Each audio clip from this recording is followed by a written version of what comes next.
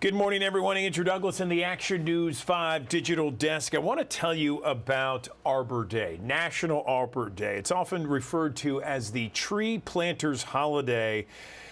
And joining us now to talk about Arbor Day is the Chief Executive Officer of the nonprofit Arbor Day Foundation. His name is Dan Lamb. He joins us on the digital desk. Good morning, Dan. Please tell us about the Arbor Day Foundation.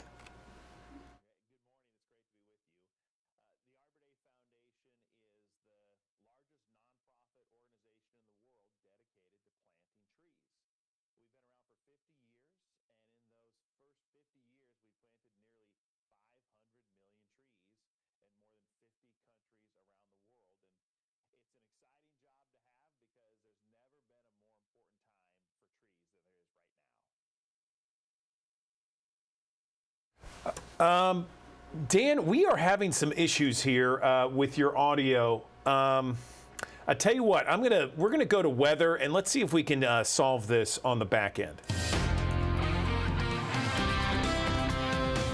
It was certainly a cold start this morning, but temperatures finally warming into the low to mid 60s by the afternoon. Still unseasonably cool out there, mostly sunny sky and a northeast breeze at about 5 to 10 miles per hour. For those of you heading to the Grizz Watch Party, it's going on at Fourth Bluff Park. That's this evening. And again, around 6 p.m. when that party begins, temperatures around 61. You'll need a jacket, though, if you're staying late, especially through the game. As temperatures fall back into the 50s, it should remain on the dry side. Let's talk about the week ahead as we go through today and tomorrow. High pressure will move off to the east. It's going to allow some showers to push in, maybe a few showers on Tuesday, but a bigger chance by Wednesday and Thursday as a system develops off to our west. This area of low pressure should enhance some of that rain as we go into Thursday. No chance of severe weather, but it's certainly going to be wet off and on later this week. Let's show you Futurecast going hour by hour. And again, this afternoon, we're looking high and dry. We'll see a few high clouds out there, temperatures in the low to mid 60s. Clouds increase tonight, and there's those small shower chances tomorrow morning. Through to the day tomorrow, it's a very isolated amount of showers. Most areas won't see a whole lot tomorrow, but you'll see a lot more heading into Wednesday and Thursday. And through Saturday, when we could see another round of rain or maybe even a little thunder, temperatures will stay in the 60s, but rainfall totals will be 1 to 2 inches, and some areas could pick up 2 to 3, especially in North Mississippi. We'll keep you posted, as always, throughout the week on the Action News 5 First Alert Weather app. You can check the latest radar updates there for your location as we head into Tuesday, Wednesday, and again on Saturday. And those are the days for the highest chance for rain, as we'll see temperatures about 10 degrees below average over the next several days, with highs only in the 60s, lows at night in the 50s. We'll see a couple of drier days on Friday and maybe again on Sunday. Okay, let's talk right now. Let's see if we can establish contact again with Dan Lamb, the Arbor Day Foundation President and CEO. Dan, how are you this morning? I'm well. How are you doing, Andrew? Perfect. We can hear you. Okay, so great. Let's go back to today being National Arbor Day. Tell us about the Arbor Day Foundation. Sure. Well, the Arbor Day Foundation is the largest nonprofit organization in the world dedicated to planting trees. We've been around for about 50 years, and in those first 50 years, we planted nearly 500 million trees in more than 50 countries around the world. And it's a great time to be planting trees, as they're needed more than they ever have been before. Tell us what the new survey reveals when it comes to the public's perception of trees. Sure. Well, at the Arbor Day Foundation, we know trees are important, but we wanted to take the temperature of Americans to see how much they were valuing trees. So we worked with the Harris Poll to do a survey, and the results were really validating, really encouraging about people are tuned in to trees. The survey told us that 94% of Americans agree that trees are important for our planet today, with another 9 in 10 Americans recognizing the urgency about planting more trees in our nation's forests. And all that's really exciting about trees, but maybe the most newsworthy thing is that we got more than 90% of Americans to agree on anything.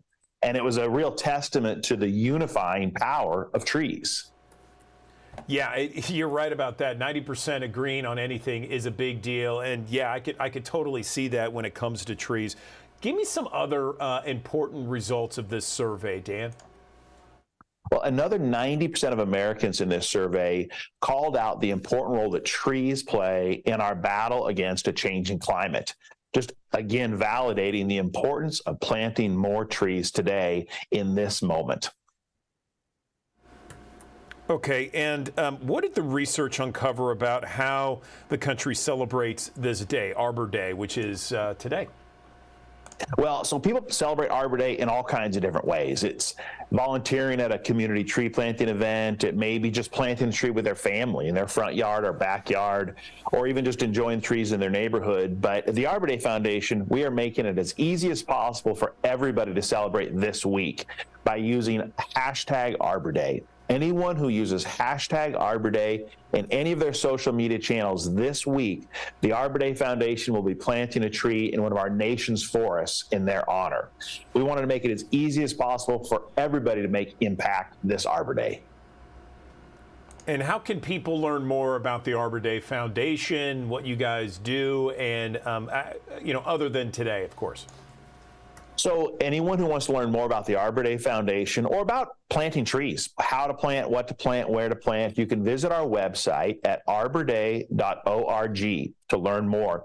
But also, I remind everybody to use hashtag Arbor Day in any of their social media channels this week, and the Arbor Day Foundation will plant a tree in their honor in one of our nation's forests to really help drive the impact and grow the impact of Arbor Day this year. Okay, Dan Lamb, President and CEO, Arbor Day Foundation. We appreciate you joining us on the digital desk on this Arbor Day. Thanks very much. Thank you very much.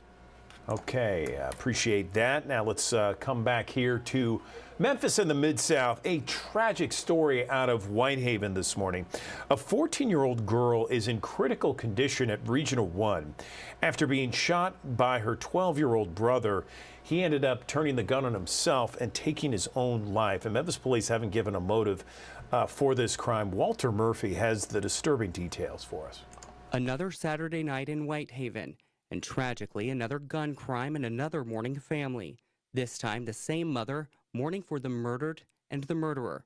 According to the Memphis Police Department, right before 7 o'clock on Saturday night, a 12-year-old boy shot his 14-year-old sister inside of their Whitehaven apartment complex off of Shelby Drive. And when the mother approached to see what was happening, her young son shot at her too.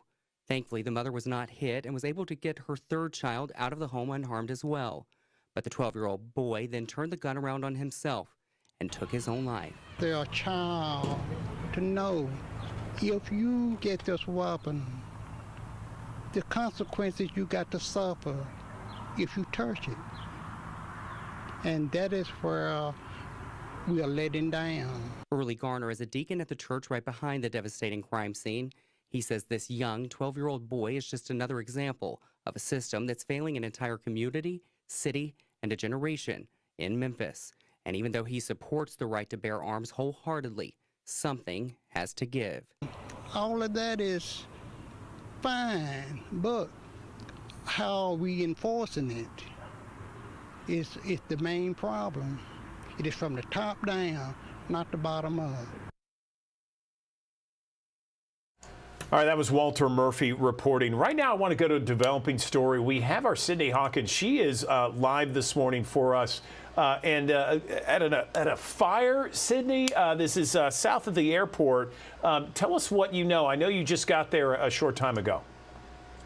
Hey, good morning to you, Andrew. Yeah, this fire came into MFD around 5 o'clock this morning. MFD is still on the scene. It seems to be that this fire is out, but they have confirmed that no one was injured in this fire. I spoke with the Memphis Fire Department. They say that this was completely accidental. It actually started from a child who was playing with a candle lighter. Again, completely accidental. 4 units were affected by this fire. 3 families were displaced, and that's a total of 13 people. So it's affecting a portion of this community here at the Fairwood Apartments. Okay, was anyone injured, Sydney, or it just we're just talking about damages at this point? Yeah, no injuries at this were reported. No one transported to the hospital. The Red Cross has been requested to assist those families that have been displaced, but luckily no one was injured in this fire. Okay, Sydney Hawkins reporting live for us on the scene of a fire here that forced several families out there. This is south of Memphis International Airport. We appreciate the update, Cindy. Thanks very much.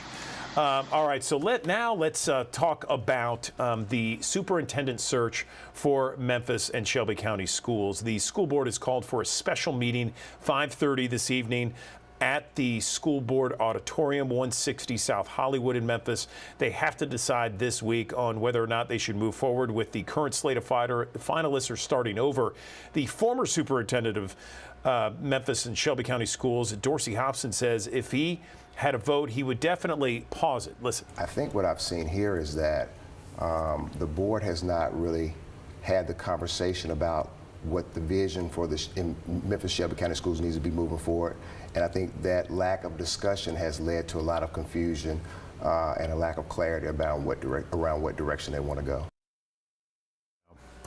A big sticking point is a district policy mandating superintendent candidates to have at least 10 years of classroom experience, a requirement one of the finalists does not meet. All right, so the school year is almost over, and Memphis Shelby County Schools looking to the future with a big registration night on Thursday. It's the Pick and Roll district-wide registration. This is for all schools to register for the next school year. It begins 5 o'clock on Thursday night for all schools in the district. Pay raise could be on the way for teachers in Tennessee. Both the State House and Senate passed a bill that would make sure that teachers are making at least $50,000 within the next 3 school years, signed by Governor Bill Lee.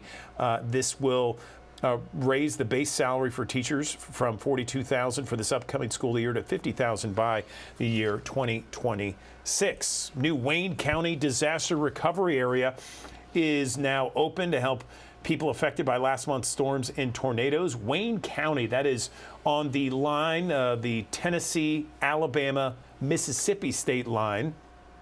It was open for those who want to update their existing FEMA applications, perhaps some that are insured or uninsured, I should say. They can apply for FEMA assistance. For more information on the story, go to our website, actionnews5.com. The NAACP suing Mississippi Governor Tate Reeves after he signed legislation allowing state authorities to exert more control over law enforcement in Jackson, including the Capitol Police. So the organization says the bills that are signed into effect on July 1st they say they're unfair and dangerous. They also say the legislation strips Jackson residents of their voting power. This lawsuit represents, number one, is that they cannot continue to try to, in every single way possible, take away the local resources that belong in the city of Jackson. It represents that there are going to be repercussions. This really is more of the same. And so it just is one more example of how the governor has demonstrated that he does not care about the needs of the residents in Jackson. Senate Bill 2343 gives Capitol Police primary jurisdiction over the expanded Capitol Complex Improvement District and jurisdiction within Jackson Police through the entire city. House Bill 1020 creates a temporary CCID court with 1 appointed judge and 2 appointed prosecutors. All right, special election dates to fill the Tennessee House seat of Democratic lawmaker Justin J. Pearson. June 15th is the primary. August 3rd is the general election. All right, the TSA, it is finding guns on carry-on bags almost every single day. Investigative reporter Brendan Keefe looks into the problem and the solution TSA has yet to install at every airport. Move, move. Everybody's running and screaming.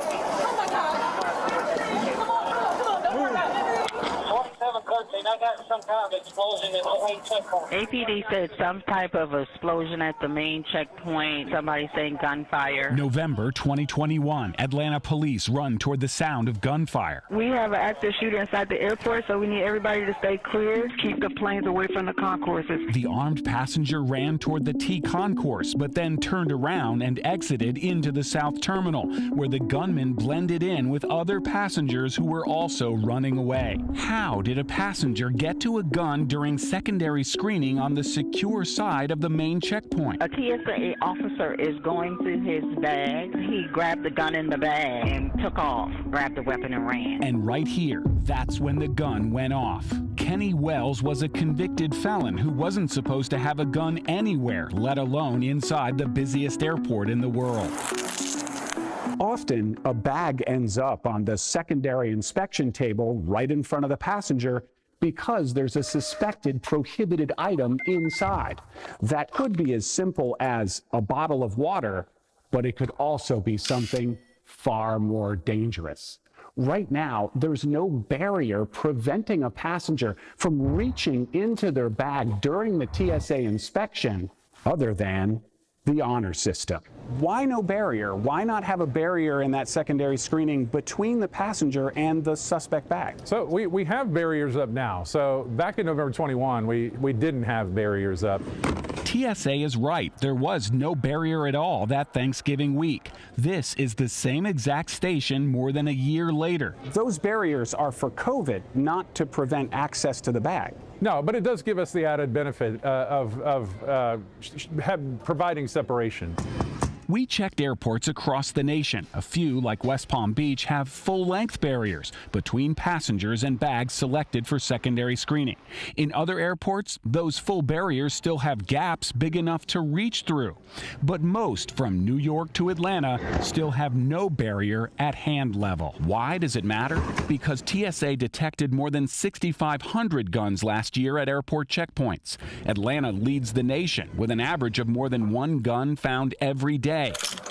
It's been more than 20 years since a single failed shoe bombing, and we're still taking off our shoes. A gun went off in the busiest airport in the world and effectively brought it to a standstill, and we still don't have a physical barrier between the passenger and a potential gun in a suspect bag. If we know that there's a firearm, we're not going to let the person that owns that bag get access to it.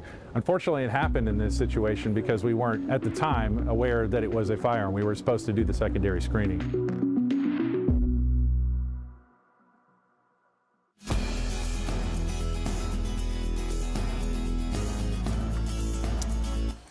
A big thank you is in order because you've done it again. We had a record-breaking sellout on the St. Jude Dream Home giveaway. In just a little more than 4 weeks, you reserved all 18,500 tickets, making this the biggest Dream Home giveaway in Mid-South history. Your support means doctors and researchers can find more cures and save lives at St. Jude. And come June 25th, someone's going to win this Dream Home. We'll have more details on the giveaway in the coming weeks. But again, thank you. Okay, have you planned everything out for the summer? Because so many people have, and guess what? The numbers are showing that international travel bookings right now are up some 200%, more than 200%. It's a crazy number. People not only want to travel, they want to go international. They want to see the world. Let's bring in Megan Cooper with AAA to talk more about this number. An extraordinary number, but I have to say, Megan, my family and I this past spring break, we went to Costa Rica, and it was fabulous. Our producer, Amanda Hansen's got an amazing honeymoon plan internationally. I mean, I can totally get it. People are just ready to go. What are some of the reasons? So people are more comfortable with traveling. We've seen that trend over the last couple of years, but people are ready to go. They're ready to get out and see new places. And, we're seeing that reflected in our travel bookings. So we're up 200% on international travel bookings compared to last year. The biggest increase we've seen is in hotel bookings. That's up over 300% compared to last year. So people are comfortable, they want to get out, and they just want to see the world. I totally get it. That is so true in the people that I interact with a lot. So let's talk about, I guess, a priority list. What are some of the guidelines? Since we probably know, with thousands of people watching us right now, we are either going international or we know a friend that's going international. What are the ways to really kind of set that list, that checklist for everybody? Right. So one of the first things that you want to do is prioritize your passport. So if you have a trip planned or you're thinking about traveling internationally and you either don't have a passport or your passport is close to expiring, go ahead and get that taken care of as soon as possible. We are seeing a little bit of a longer wait time on some of those passports. In some cases, maybe 7 to 9 weeks. And you need this to travel internationally. So first things first, if you don't have your passport taken care of and secured away, go ahead and do that right now. Very cool. What about when it comes to packing and, my biggest fear was that, okay, our flight's going to get canceled and we're going to be, up a creek, I guess, for lack of a better term. Right. So unfortunately, lost luggage, delayed flights, those are all things that we have to navigate now and always have when we're traveling. So if you're traveling with other people, with a family, with a spouse, with a friend, when you're packing, maybe try to spread clothing and those items that you think that you're going to need across multiple suitcases. That way you don't have one person that has absolutely nothing while another suitcase might have made it and one person has, everything that they need. When I personally travel, I try to keep everything in a carry-on and try not to check baggage. So if at all possible, if you don't have to check that baggage, maybe try to fit everything into a carry-on. If you are checking that baggage, maybe just go ahead and put some extra identification in there. So maybe take out a big sheet of paper and write your information on it, just in case that luggage tag is lost or something happens. You want a way to get that luggage back to you if it is lost or misplaced. You are a rarity, Megan. The women in my family, they all have to check luggage. Like I've even mentioned that. Like, hey, why don't we carry on? It'll make it better. They're like, no, what are you, crazy? We have to check luggage. So hats off to you. I'm even more impressed by you with that response. It's taken years of practice, I will say. I bet. That's the other fear, though, that the luggage is going to get lost. I mean, is there any way, obviously, carry on is the best way. Is there any other way to maybe mark your luggage to make sure that it doesn't get lost? Or is there something else that people can do? Just make sure that you're checking that baggage early. Make sure that you're giving yourself plenty of time to check it in. Be mindful of how you're planning your flights. So if at all possible, try to book those early morning flights. Those have a less likelihood of being delayed. And then take a look at what destinations you're traveling through. Is it a nonstop flight? Obviously, with a nonstop flight, that's less places that your baggage has to go. So limit those in between destinations. And if at all possible, if you can't avoid those, give yourself plenty of time at those different stops. And sometimes we just can't avoid losing our luggage. Sometimes the inevitable happens, and you're that unlucky person. So that is one instance where travel insurance can really come in handy. And travel insurance does cover some of those costs of delayed flights as well as lost baggage fees. Help me maneuver travel insurance for a second here, because I know travel insurance is a big question mark for a lot of people when they travel internationally. There's a train of thought that says, well, the travel insurance doesn't cover certain issues that are more likely to happen, so why even get it? And then there's another one that says, no, you need to get travel insurance and get the highest amount, or maybe you should get it for just specific things. Tell me where you stand, where AAA stands when it comes to travel insurance. So with travel insurance, we always advise for people to purchase this. especially if you're traveling internationally, you're likely spending a lot of money. So we want you to protect that investment. If anything happens, if you get sick, if you can't go on that vacation, if something happens while you're on that vacation, we want you to be able to get that investment back if you at all possibly can. So with travel insurance, there are different options. So depending on what you're booking, how you're traveling, it really can be beneficial.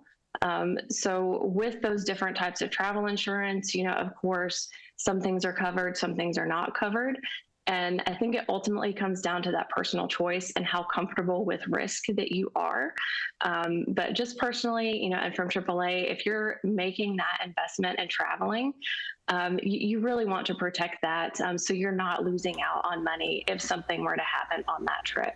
And that's also where a travel advisor comes in very handy, because they can explain to you, what travel insurance would look like for your trip, how much you need, what that would cost. And a lot of times it's really not that expensive to add on that travel insurance policy to your trip. Good deal. I appreciate you explaining that. Anything else you want to mention that you feel is important for some of the people, some of our viewers, thousands of which join us each and every morning, when they're traveling internationally? I think the biggest thing this year is planning ahead. We're expecting things to be very busy. I've already heard reports this morning that we're expecting things to get even busier this summer. So if you haven't booked that international travel yet, go ahead and do that as soon as possible, especially if you're traveling this summer. But planning ahead, flexibility is key.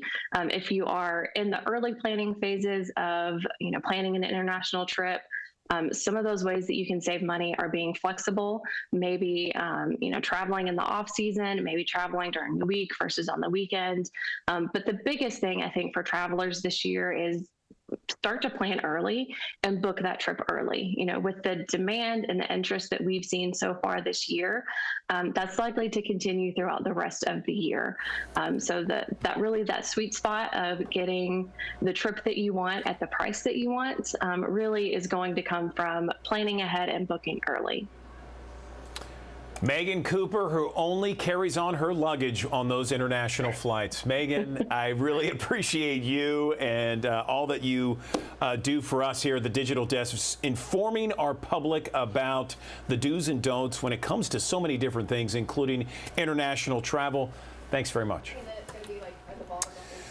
Okay, back here in the Action News 5 Digital Desk, we did a story earlier talking about teachers' pay in Tennessee, and both the state Senate and the state House passed a bill that would make it at least $50,000, and that would be filled in over the next 3 school years.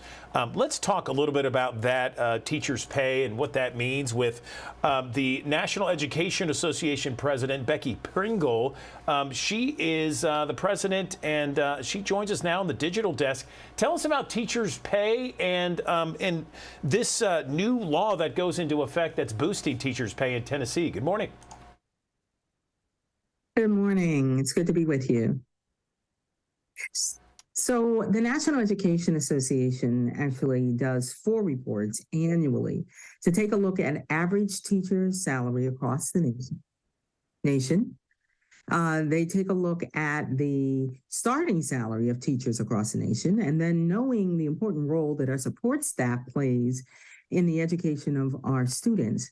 They took a look at the education support staff salary, and they take a look at the higher education faculty and staff salaries. We produce these reports annually because we want to make sure that as decision makers are making decisions about budgets and policies, that they have information about where their state and locality ranks in terms of teacher and support staff and higher education salary. What we know is that across the board, even though we've seen slight increases in our teacher salaries and support staff salaries, that they have not kept up with inflation. That over these last 10 years, in fact, They have gone down 6.4%. When we take a look at starting salaries, comparing this year to 2008, our teachers' starting salaries have dropped $5,000 when we account for inflation. And then when we take a look at our support staff, 40% of them, 40%, earn less than $25,000. That is not enough money for them to support their families. And in fact, many of their own children qualify for free and reduced lunch. That is not okay. And we know that this is just making worse what is already true, that we have an educator shortage in this country. Okay, so Ms. Pringle, I don't know if you heard much about the introduction to you this morning, but we talked about how the State House and the State Senate in Tennessee just passed a bill in their legislative session boosting Tennessee teacher salaries to have a start to at least $50,000 a year in several years, being phased in, that sort of thing. So I want to get your reaction to this. I mean, I would think this would be a good start for teachers across the state of Tennessee. It's always a good start to raise starting salaries. A couple of things that we want to focus on, not only starting salaries, but we have to focus on salaries of educators throughout their profession, because if we raise the starting salaries, we may be able to attract more educators into the profession. But what happens is if they stagnate and don't keep up with inflation, that we then lose them. We don't retain those educators, because when those young people decide they're ready to start a family or buy a house, they find, or are living under crushing student loan debt, they find that they cannot do that, and then they leave the profession. And so we have to address it across the board. We also heard from teachers. I certainly have talked with our teachers there in Tennessee, that in addition to salaries, they actually have to address the issue of respect. And for our educators, for them, respect looks like professional pay.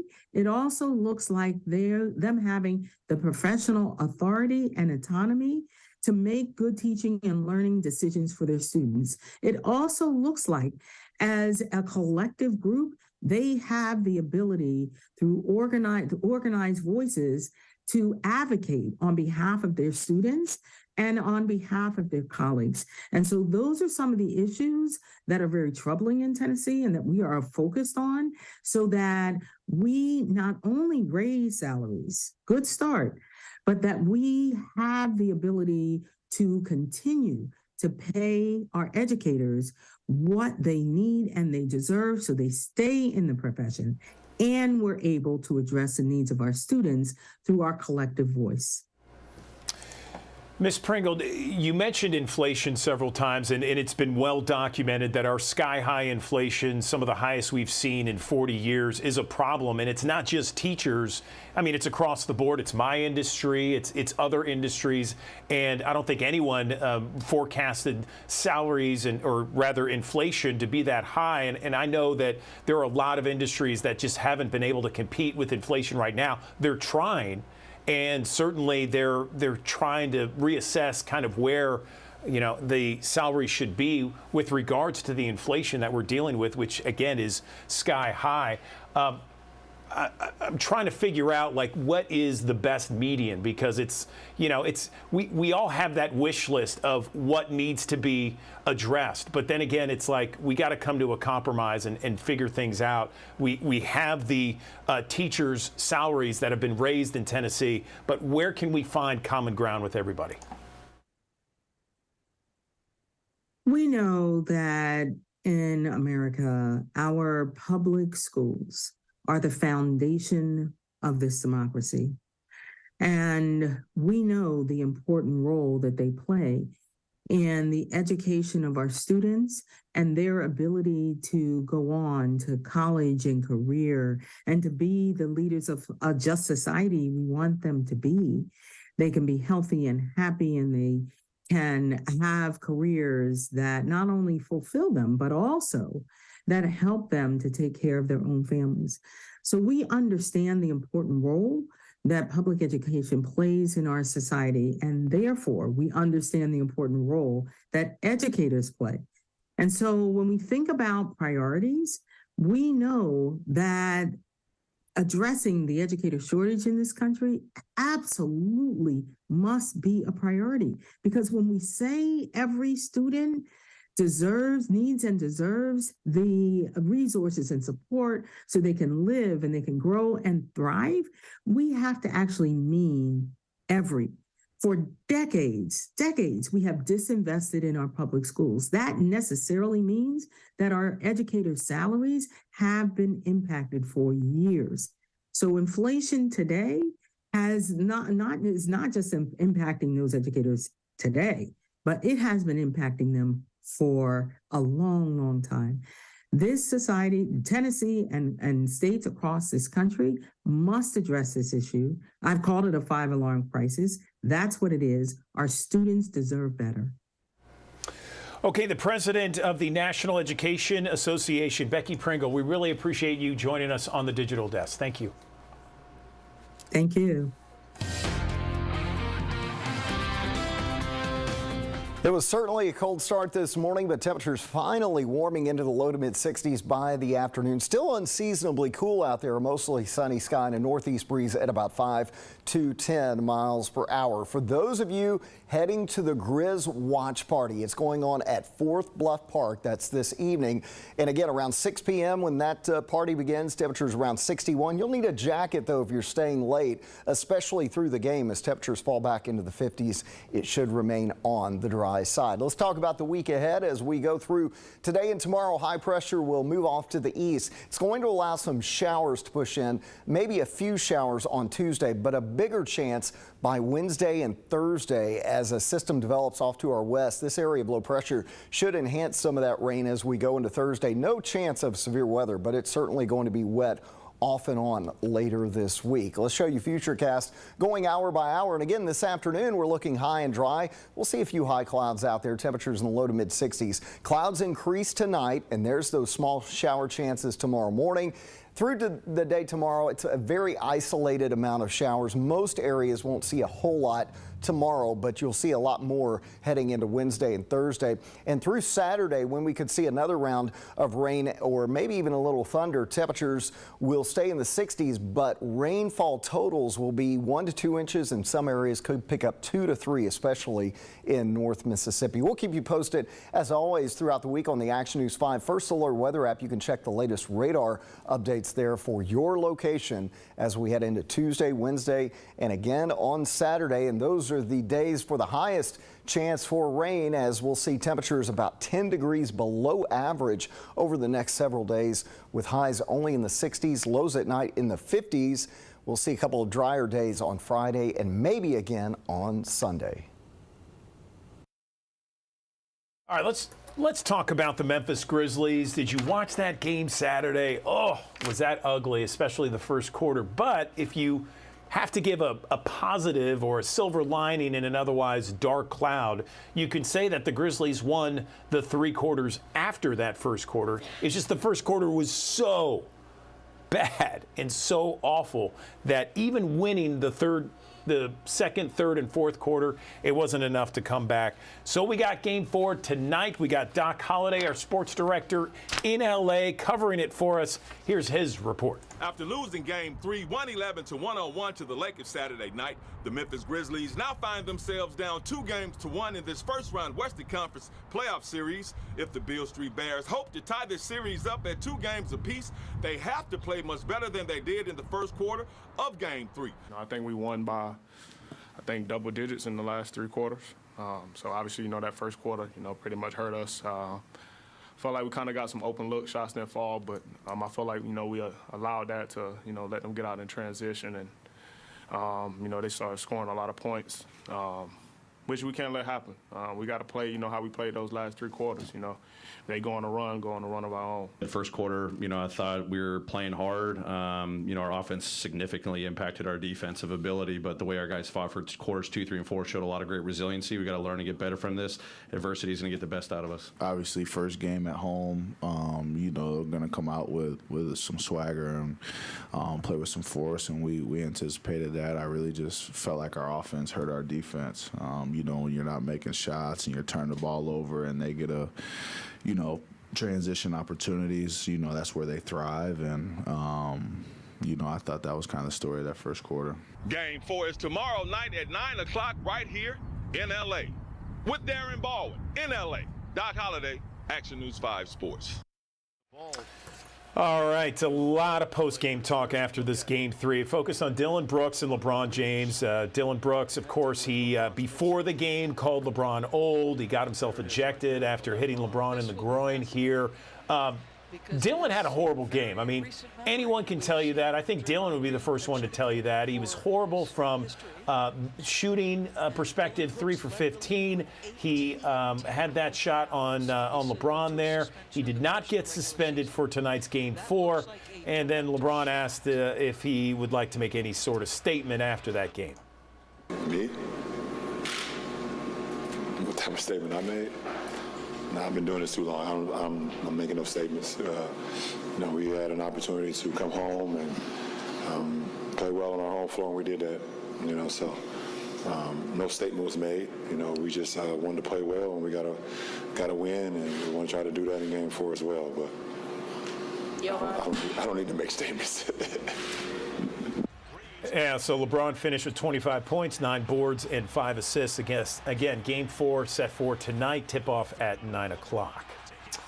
You can also join, if you'd like. We all love watching those games with other Grizzlies fans, right? You can join a watch party tonight, downtown Memphis, Fourth Bluff Park. It starts at 6 o'clock. There's going to be all kinds of games and prizes and fanfare. Again, the tip-off is at 9 o'clock. And you can watch it with all of Grizz Nation.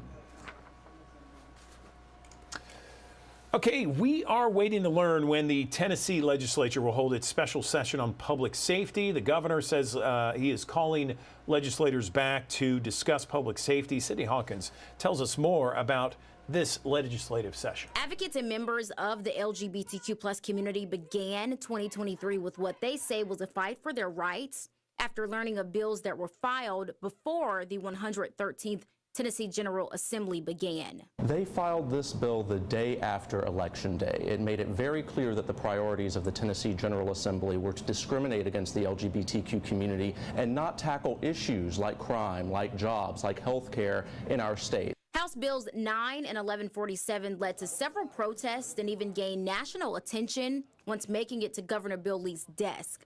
The law banning public drag shows is being challenged in court right now, while the law restricting minors from gender-affirming care will go into effect this summer. Children will do well, can do better on these tests if we teach what they're testing. Teachers across the state also spent some time in Nashville this legislative session, addressing what they say is unfair legislation on the state's elementary students. It gives us the opportunity to meet legislators that we don't know.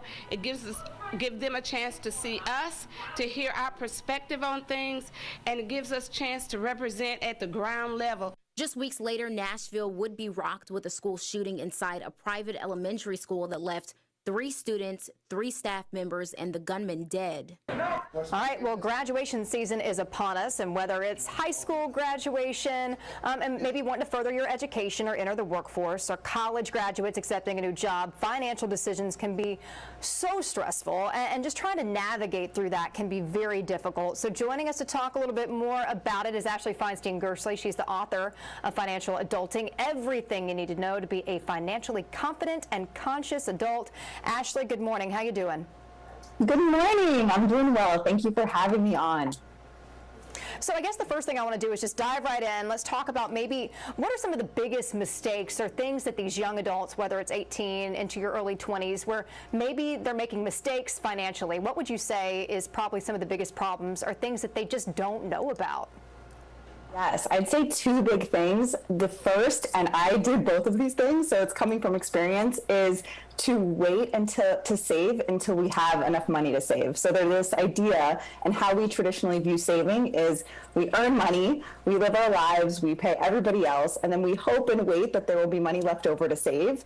And in my experience, that just doesn't work for most people. Even when we get a raise, there's still not money. So I would say pay yourself first is something that I would highly, highly recommend. And then the other is not having a plan. And I know that budgets get a bad rap. We think they might be restricting, they might limit our fun, but I view them as an act of self-love, because when we have a budget, we have a plan, we have peace of mind, we can build in things that are fun and have no guilt as we spend them, and just have clarity about where our money is going and reach our financial goals. So I would say not having a plan and waiting to save until we make more money are the two biggest mistakes that I see. And when you talk about saving, is there a certain rule of thumb when you say you want to maybe save back this percentage of the money you're bringing in, or does it just depend on each individual's budget and what kind of money they're bringing in? What advice would you have for that? Yes, so I would say it does depend. I am not a big fan of having a certain percentage as far as saving and investing and retirement, but I would say first and foremost, you want to have that crisis fund saved up. So that first $1,000, that first 1 month of expenses, and then from there building up to have a fully funded rainy day fund. So in case something happens with an illness or with our job, that we have money to pay for our expenses for 3 months, 6 months, depending on your personal situation. And this is just a question for me, because I think way back, back in the day, a lot of people would have their checkbook and they would go in, and every time they would write a check, they would go in, they'd balance their checkbook. They had an idea of the money that was coming in, coming out. Do you feel like that now people really aren't using that checkbook and it's harder to maybe keep up with the money you're spending? Do you feel like that? Yeah, I think technology has done some great things, but it makes it very easy to have no idea where our money is going. Even if you think about checkbooks are a great example, credit cards, we don't feel the pain of what we spent until the bill goes through, swiping our credit card, hopping in and out of a Lyft, we're not even really paying. So I think I'm a huge fan of having what I call money parties, which are time that we set aside to look at what's happened with our money over the last month or the last week. So actually go through and look at those expenses, because it is so easy to lose track of them. And I've had that experience where you see the credit card bill and you say, that wasn't me, but then you go through each and every expense and you realize, these things just add up. So having that time, if we don't look at our expenses, it's just not going to happen. And we need to carve out that time for ourselves. Do you feel like that generation, you just get out of high school, you're coming out of college, that little group right there, a lot of times they're finally getting out of the house, they're starting to support themselves.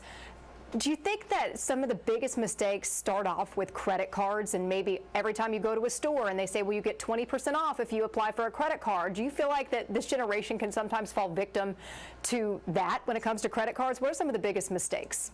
Yes. So I actually was one of the people who had that happen to me, and I didn't even understand how credit cards worked. I remember by the time I paid my bill, I had so many late fees. And so I do think there's this idea that it actually is something that I wish I knew when I graduated from school, that most people, we don't learn about this. And I'm seeing it more and more being taught in schools, which is wonderful. And I know parents want to be sharing this information with their kids, but they might not feel like they're equipped to do so. And so I do think there's this feeling when we graduate that we're the only ones who don't understand, and there can feel this taboo of talking about it and asking questions. And what I've found is that most of us don't understand, and we're all learning as we go, and we're learning the hard way. And so I do think that helps to feel less alone as we navigate this. But then also, yes, to really, I think there's a lot working against us when it comes to personal finance, and that we're not educated about it.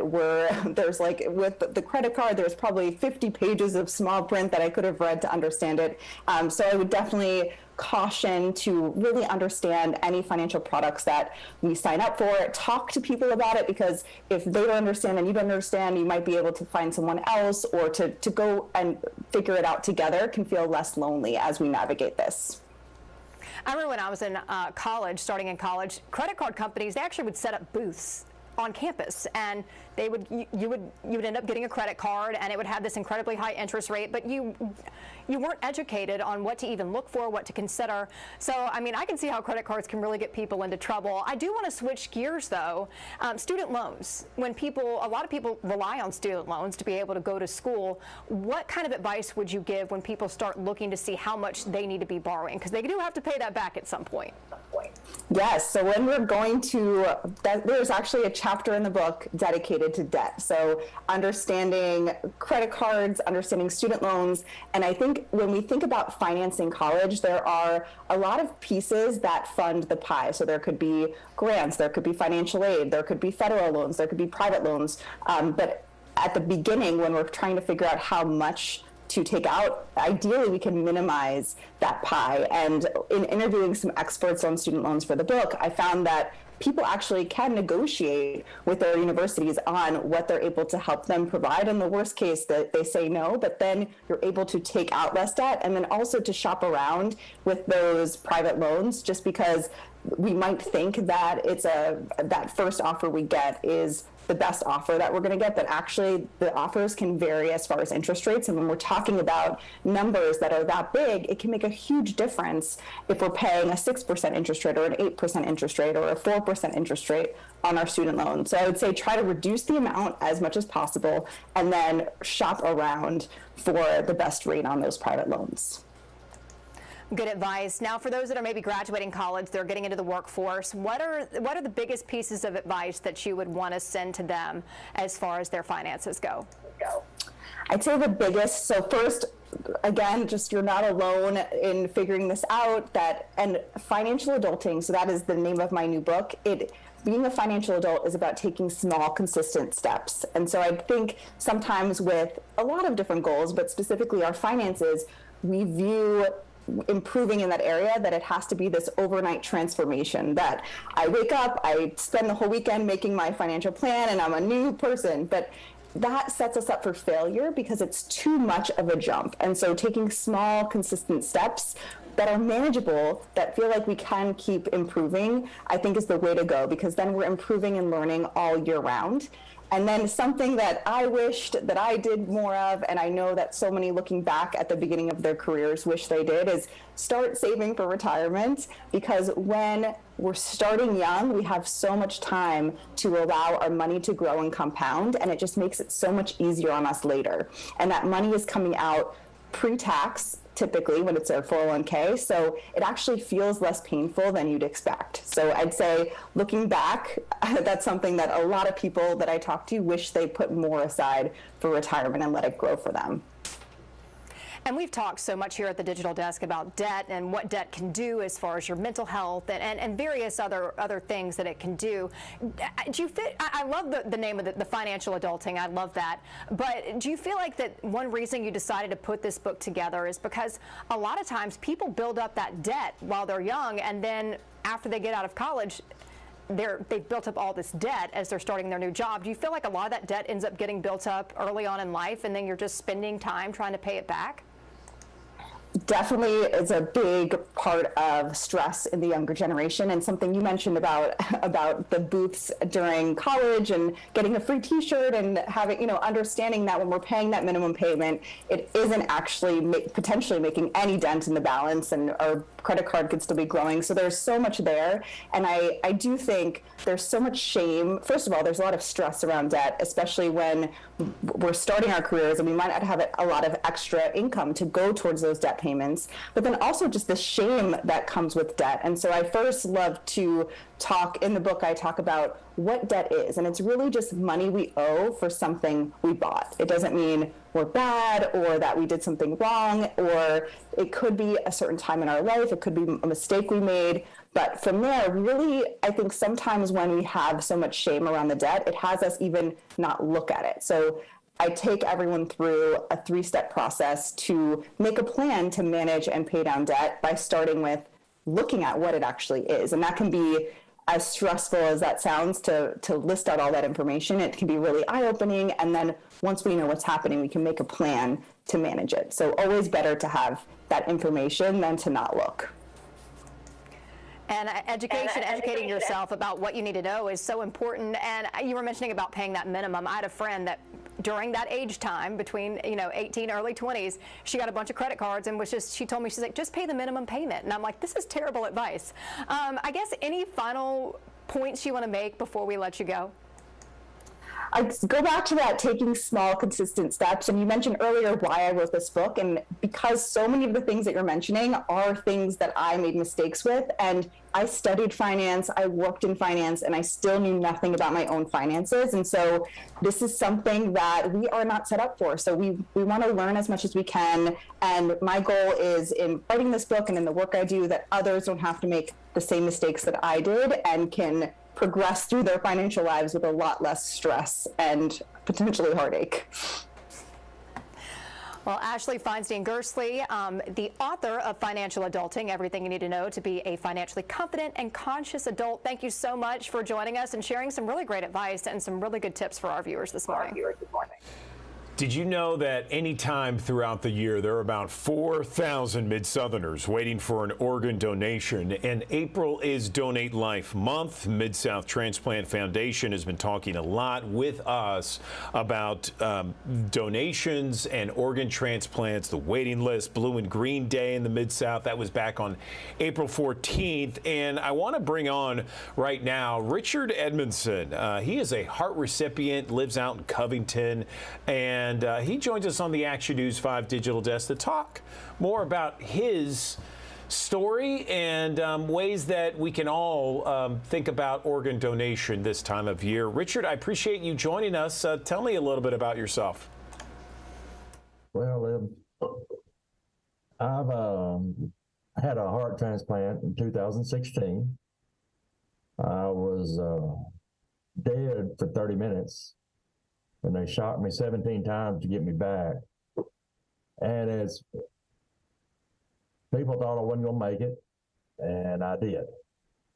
And I'm here for a reason to share with people about how important it is to be an organ donor. Because it hadn't been for an organ donor, I would not be here today.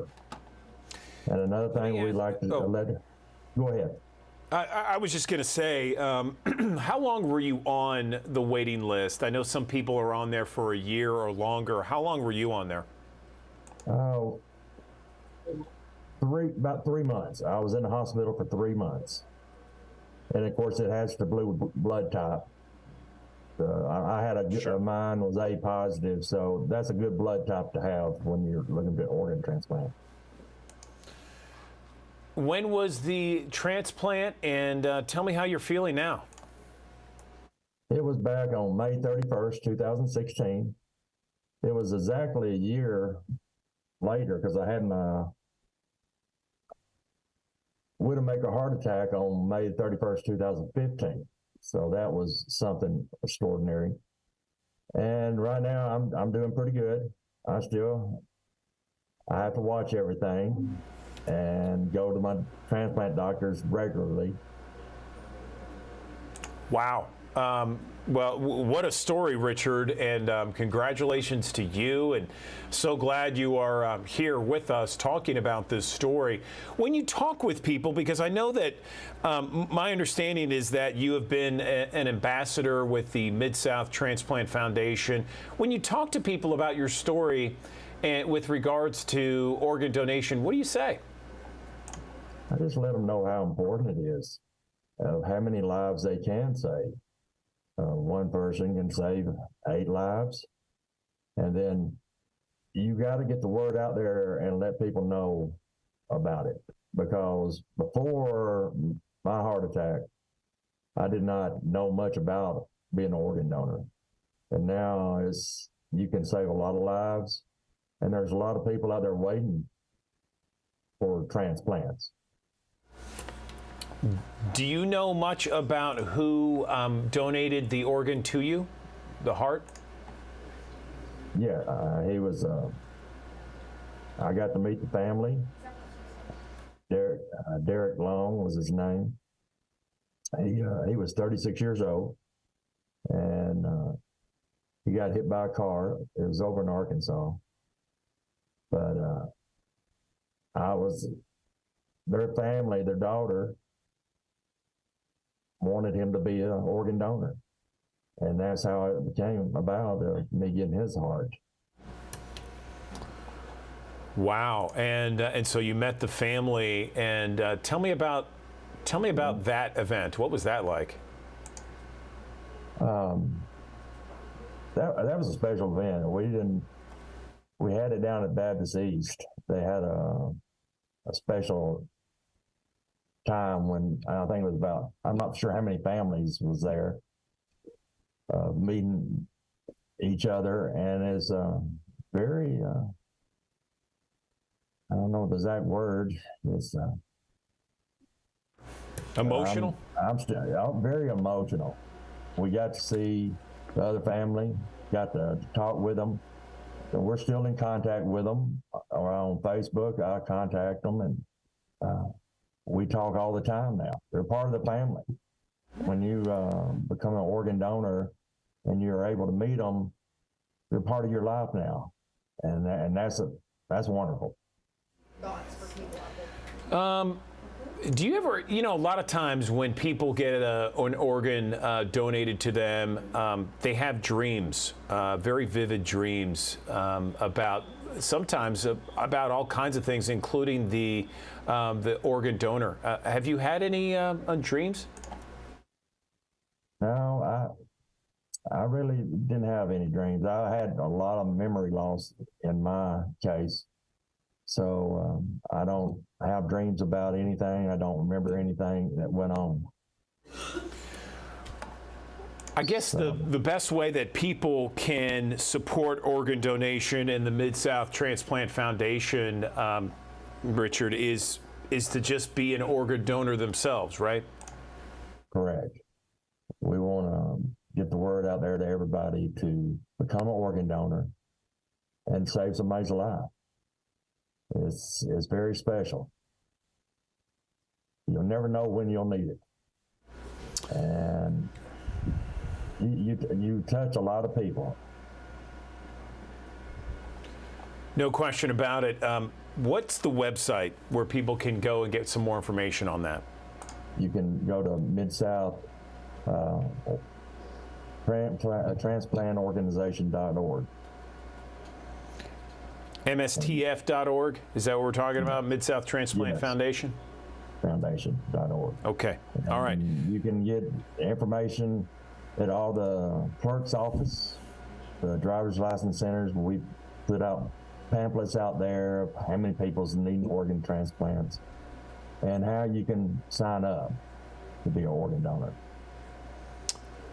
All right, Richard Edmondson, we appreciate you sharing with us your story about being a heart recipient, and congratulations to you. Thank you so much for joining us, and all the best in the upcoming days, months, and years ahead.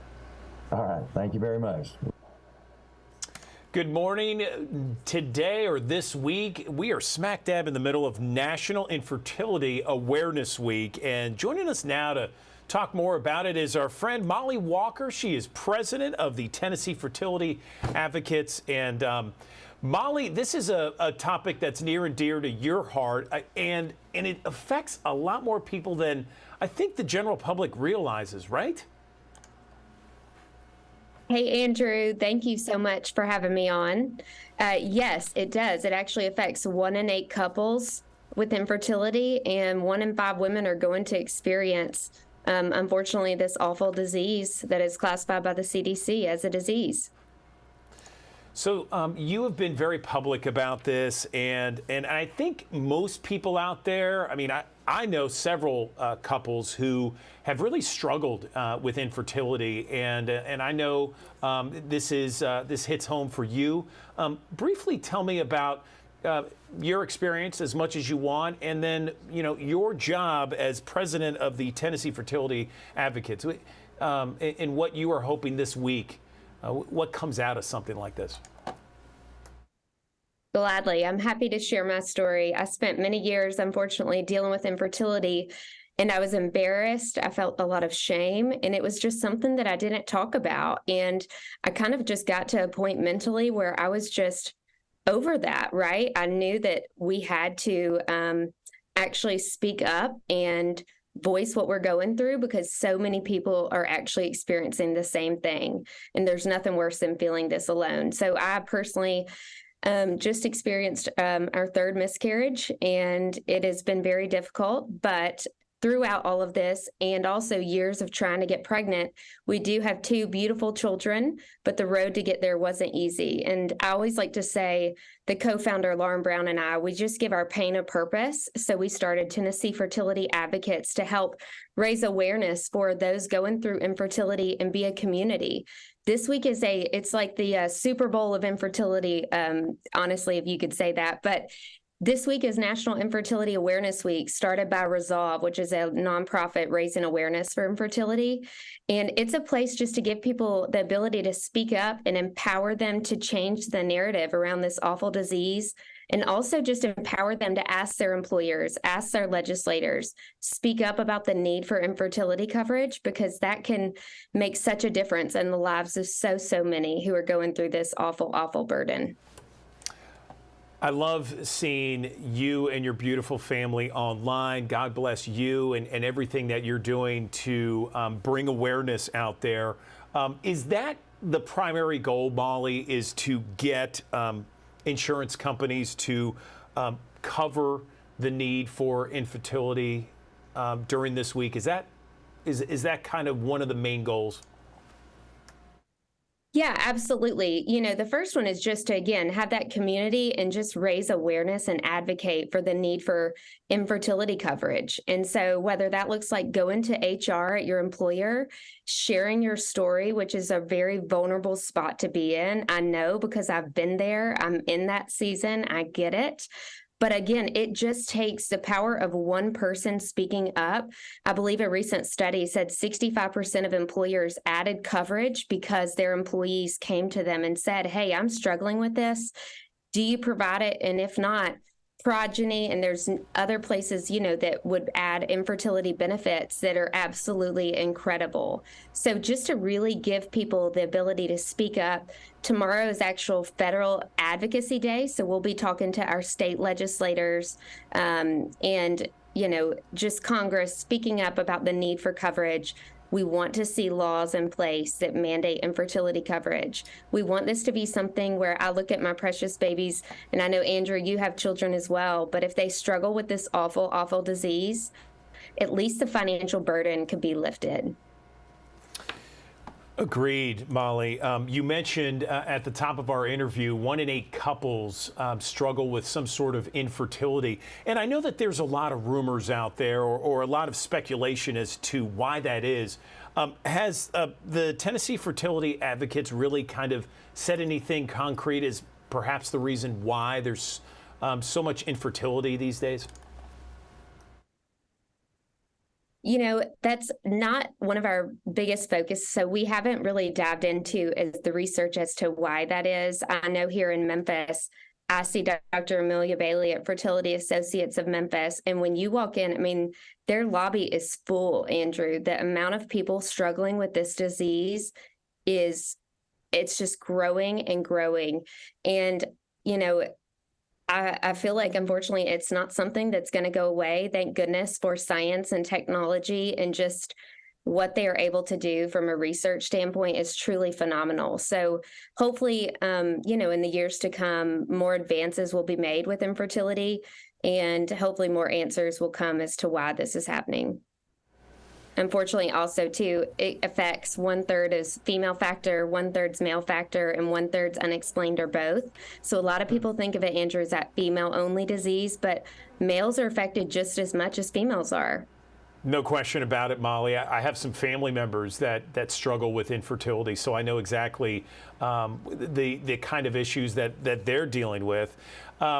We have thousands of people watching us on this digital stream, Molly, and I know that there are people out there that want to do something this week. It's an important week, as you mentioned, the Super Bowl of infertility awareness. What's something that maybe the general public, the Mid-South, can do to support your cause? I would just encourage us. You'll be seeing a lot of posts from Tennessee Fertility Advocates on Instagram, on Facebook. Perhaps share those. Honestly, just sharing it, letting people know that there is a group, there is resources. You could go to resolve.org for a whole bunch of information around each day. There's kind of a specific challenge, if you will, on sharing your story, asking for legislative support, asking for employers to get on board with this. And hopefully my prayer is that years to come that this will be something that is covered and we won't even know what it's like to have to go through these financial burdens. But just honestly go into tnfertilityadvocates.com, go into our social media page. We will have tons of resources that people can just check out and share, because you just never know who sees it, who might be saying, oh my goodness, I'm going through that too. Like, it's just so great to not be alone. We also just did a video yesterday and I posted it on tips for talking to your employer about the need for coverage. So go there, share that. I mean, those are some really great resources that we hope will help engage and empower people with this conversation. Well, you're helping so many right now just having this conversation. We appreciate you and all the team there at Tennessee Fertility Advocates.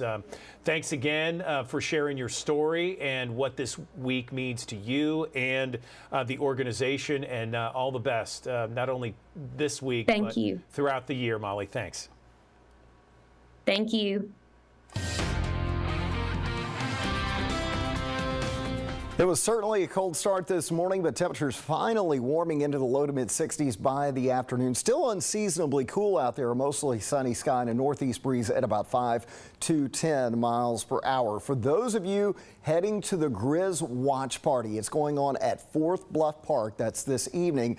And again, around 6 p.m. when that party begins, temperatures around 61. You'll need a jacket, though, if you're staying late, especially through the game. As temperatures fall back into the 50s, it should remain on the dry side. Let's talk about the week ahead as we go through today and tomorrow. High pressure will move off to the east. It's going to allow some showers to push in, maybe a few showers on Tuesday, but a bigger chance by Wednesday and Thursday as a system develops off to our west. This area of low pressure should enhance some of that rain as we go into Thursday. No chance of severe weather, but it's certainly going to be wet off and on later this week. Let's show you Futurecast going hour by hour. And again, this afternoon, we're looking high and dry. We'll see a few high clouds out there, temperatures in the low to mid 60s. Clouds increase tonight, and there's those small shower chances tomorrow morning. Through to the day tomorrow, it's a very isolated amount of showers. Most areas won't see a whole lot tomorrow, but you'll see a lot more heading into Wednesday and Thursday.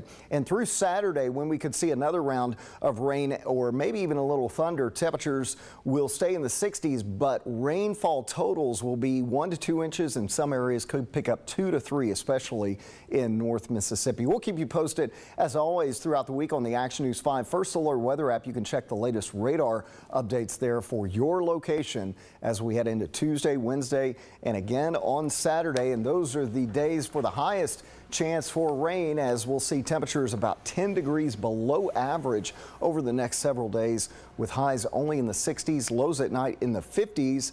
We'll see a couple of drier days on Friday and maybe again on Sunday. 11 minutes after 9 o'clock on a Monday morning, Bartlett police have confirmed that a federal investigation took place in the area of Wasser Cove. It's still unclear what the FBI was doing in Bartlett, some of the reasons behind it, but you can see in this video heavy FBI presence there. Multiple FBI agents with loaded guns and a tank going through this area. Again, Wasser Cove. As you can imagine, some of the homeowners there were really surprised by it all.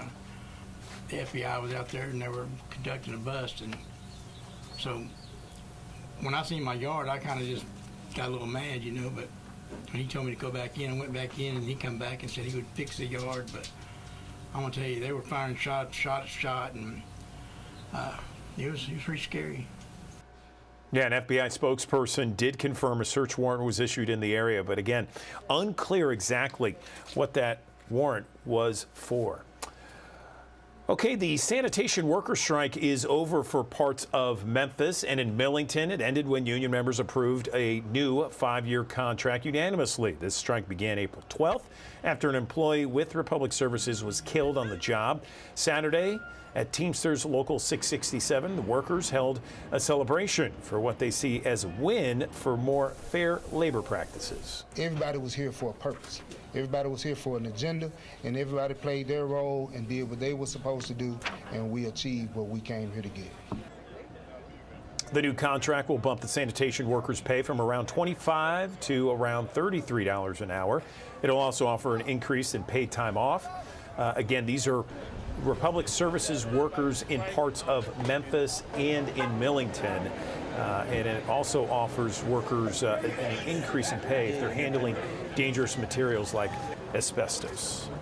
Jackson, Mississippi now. There is the city there. The city council approved an emergency contract with Richards Disposal that will resume trash pickup there. The agreement negotiated by a Chancery Court judge after the city council filed a lawsuit against the mayor over the garbage contract. The 12-month deal will save taxpayers about $2 million. Not everyone's satisfied with the deal, though. I had issues with both the length of the contract and some of the features that I'd hoped to get in there.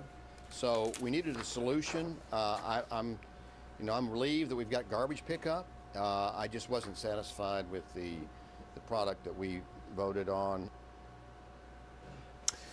Yeah, so Jackson's mayor says trash collection has resumed. It'll take some time for garbage truck drivers to catch up with that backlog. City of Olive Branch, Mississippi is cracking down on residents with out-of-state license plates. Mayor Ken Adams, the Olive Branch Police, and others will conduct what they call blitzes in subdivisions targeting people who live in Olive Branch, Mississippi, but have out-of-town Mississippi tags or don't have Mississippi tags at all. The standard fine is nearly $660. Adams says having a Mississippi license plate is important. It ensures road maintenance taxes are shared by all residents. Bed Bath & Beyond filed for bankruptcy on Sunday. It is expected to offer deep discounts in its products as part of its going out of business sales. Got a warning now for Shutterfly customers. If you are at risk of losing your photos, because Shutterfly recently changed its photo storage policy in January to provide unlimited video storage and photo storage only to active customers who make purchases at least once every 18 months. Now, the company's warning customers their photos would be deleted May 30th if they didn't make purchases before that. All right, so Earth Day, as we all know, was on Saturday, and so there are plenty of things you could do to better the environment for cleaner air and cleaner water. It was the subject of our Best Life report. Here's some ideas, and it comes down to the 3 R's. Did you know? How about? And? But what are you doing to reverse the damage that's being done? You don't have to think big. Just think the 3 R's. Reduce, reuse, and recycle. First tip, ditch the tea bags and start buying leaves instead. According to the Tea Division, bags have 10 times the carbon footprint. Next up, BYOF, bring your own fork. The Ocean Conservancy listed plastic culinary among the most deadly to the environment. Oh, that looks so good. Did you know 40% of our food supply goes straight into the trash? If people around the world save just 1/4 of the food we throw out, we could end global hunger. Can I have an iced latte with almond milk? Another way to do your part, carry your own reusable coffee cup. Starbucks blows through 8,000 paper cups a minute. Each cup you don't use will be one less in the landfill. When we're facing such an enormous problem, even these little things matter. Another important focus of Earth Day is organizing cleanups, preventing trash and debris from causing harm to wildlife and ecosystems. And the most effective way to clean the planet is to practice the 3 R's: reduce, reuse, and recycle. With ways to live your best life, I'm Andrew Douglas, Action News 5. Federal Trade Commission says it's working to address concerns linking social media to mental health issues in teenagers. An FTC commissioner says there is evidence suggesting some uses of social media hurts certain groups of teens and children. He says the agency is actively working to hire in-house psychologists to look at these concerns. He also shared the FTC has been consulting with public health leaders and medical professionals to understand the available scientific evidence on the matter.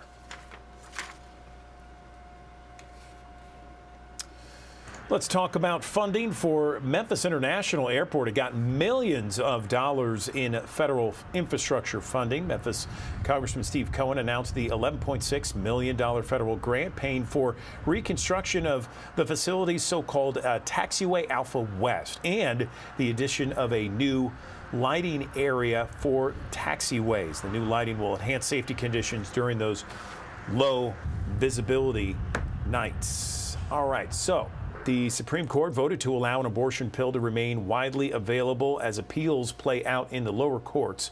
Shelin Molashi has the latest. We need to not let politicians and judges try to make it illegal. It's a striking victory for abortion rights advocates in the continuing battle over abortion. A stay from the Supreme Court late Friday means medication abortion drugs, specifically the drug mifepristone, will remain available in the U.S. without restrictions in states where abortion is legal. President Biden and Vice President Kamala Harris applauded the High Court's decision, with the VP saying, "Our administration will not waver in our commitment to preserving access to essential medication and defending the FDA's ability to approve safe and effective drugs." While their votes were not disclosed, Justice Clarence Thomas and Samuel Alito made their dissent public. CNN Supreme Court reporter Ariane DeVoe explained more on Alito's thinking. He said that he did not think that these patients would be harmed for now if the restrictions were left in place because the appeals process is going to continue. The case now goes back to the Fifth Circuit Federal Appeals Court with a 3-judge panel set to hold a hearing on May 17th and then issue a decision sometime after. We will have to make sure that they don't do the wrong thing, and we will do everything we can to preserve the right of women to receive this drug. They deserve it. They need it. I'm Shelly Malashi reporting. All right, college AP exams start May 1st. Do you remember taking those AP exams? You know, they really do matter. You know, a lot of people say, they don't matter. No, they do. And it's a big deal, and it's something that we should talk about with our friend David Blobom joining us on the Action News 5 digital desk. Now, we knew David way back when, but he has gone national now. He's a recognized expert in the entrance exam, college admission industries, the director of outreach for the National Test Prep Association. David, welcome back to the Action News 5 digital desk. How are you? Thanks. Doing great. It's great to be here. And actually, Angela's segment also applies to high school students, so they definitely need to check their social media as well. Oh yeah, Angela's fantastic, and I agree with you. Yeah, you can apply that in so many different ways. But you know, the AP exams, they start May 1st. So I've had kids that are dealing with that, and they've dealt with that in the past. What do you tell people? Because a lot of people, well, they don't matter, but they really do, don't they?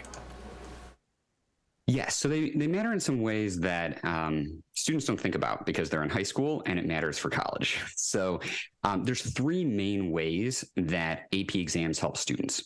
So if you can get AP credit in college, then you can take fewer courses in college and have an easier time, or you can potentially graduate early and save money, or you can get rid of those core requirements early and then take more advanced classes in your interests.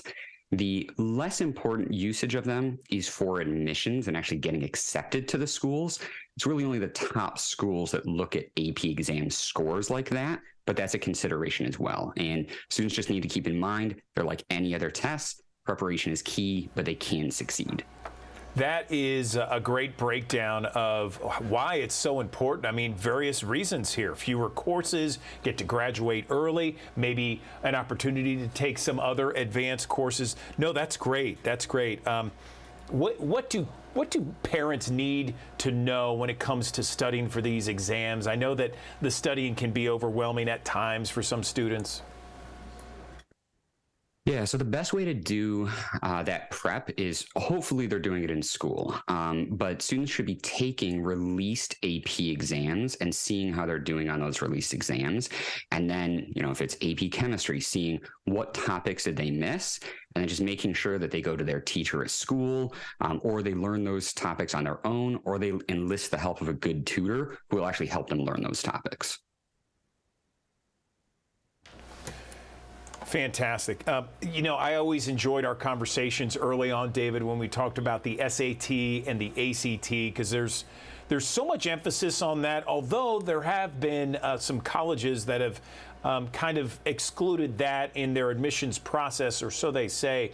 I've asked this question before, but I think it's an important question to ask again.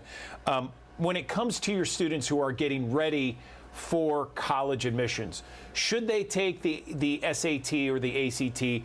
Which one should they take, and why should they take it?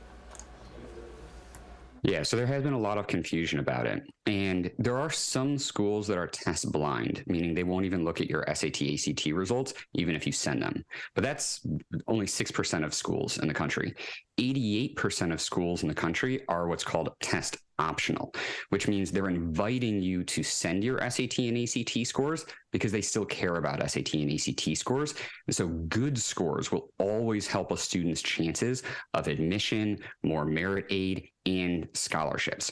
So the tests really are still advantageous, and students should take a practice exam or potentially the real exam of either, because you can pick and choose which test dates you want to send into colleges. So there's no downside to taking the real test. But once you figure out which test is the best for you, you can just keep taking that until you hit your score goal.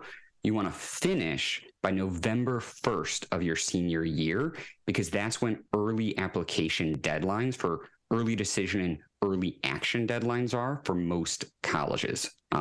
So for the SAT, students can still take the May, June, August, and October SATs.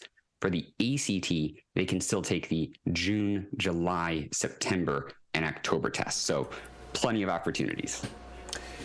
Should students go into it with a goal? I know with my kids, and they're past this process now.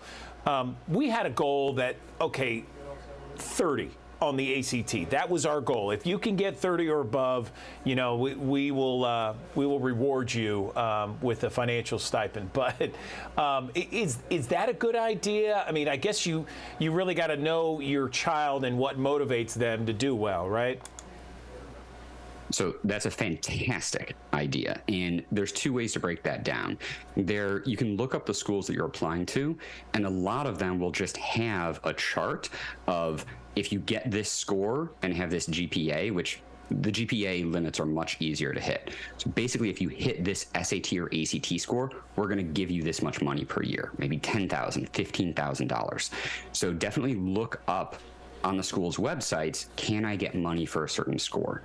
So that's for getting money. Then there's the admissions piece. And as far as setting a score goal for an admissions piece, I would look up all those schools again and look up their median SAT and ACT score. You want your SAT and ACT score to hit that or be above that for your scores to actually help you in admissions. Let me ask you this. One of the last conversations we had, David, was about ChatGPT. And it's so interesting because right after we had that conversation, I saw it everywhere. Like everyone was talking about ChatGPT. So I like to say we're on the cutting edge here on the digital desk with you. How has that changed the test, if it has at all? So speaking of the cutting edge, the last time we talked about it, it was version 3. Now, version 4 just came out a few weeks ago. It's changed everything again. And I should preface this with, I'm not encouraging students to do this because they shouldn't be doing this. But what students are doing now that version 4 is out is version 4 can almost perfectly copy the writing style of any writing that you put into it. So what students are doing is they're taking the essays of students who have been admitted to top colleges. They're inputting those essays and then saying, write my application essay in that style. And Johns Hopkins, for instance, on their website, which they should really remove, there's over 40 essays that worked. And so students can literally just put, I tried it out, and they can just put that into ChatGPT, say, write this essay for me, and in under a minute, they will get a top 1% essay. So if colleges don't adapt, they're really in trouble. They really need to do either proctored essays or interviews or do something to guarantee authentic content from their applicants. That really sounds very scary and a big issue they need to address ASAP. You know, I would think, David, that they would kind of highlight it when it comes to, you know, the ACT or the SAT. Got to do the essay, of course, in person. But wow, for an application, I don't know how you make sure it's authentic. I completely agree. And the SAT, unfortunately, actually discontinued its essay, and the ACT still has its essay, but no one needs to take it because colleges don't even look at it. So I really think that they need to rethink that, because right now they don't have any verified content from applicants. And to be honest, this was already a problem. I mean, you can Google, write my application essays for me, and there's a million firms that are out there to write your essays for you. Again, students should not do that, but it was always provided basically to the wealthy. The irony is ChatGPT has now allowed everyone to cheat.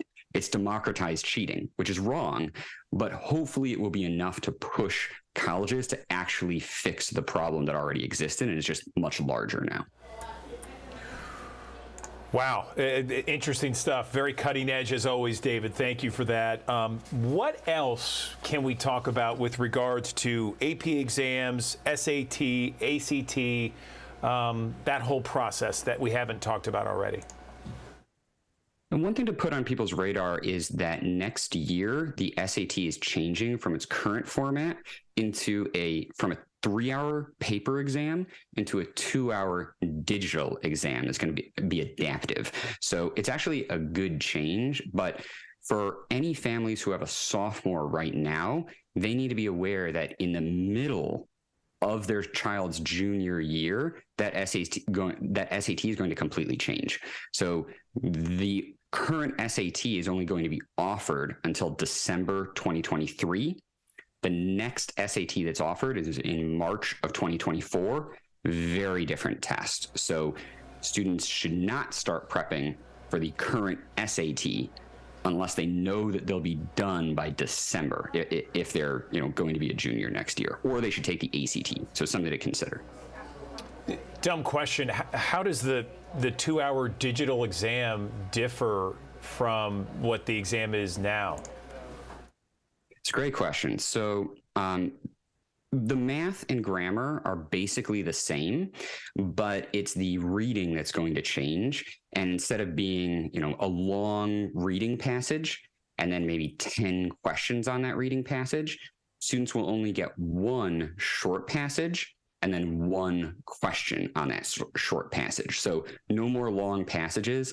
There's also just more reasoning questions and some actually cool questions. I actually think that they did a good job on the remake, but this first year of students will unfortunately be guinea pigs for the new test. Yeah, that's wild. I always enjoy talking with you because you know what's coming and you know like where we are in terms of testing and maybe how to get an edge and what students and parents need to know about. Anything else you want to mention before we let you go, David? This has been great, very helpful. Thank you.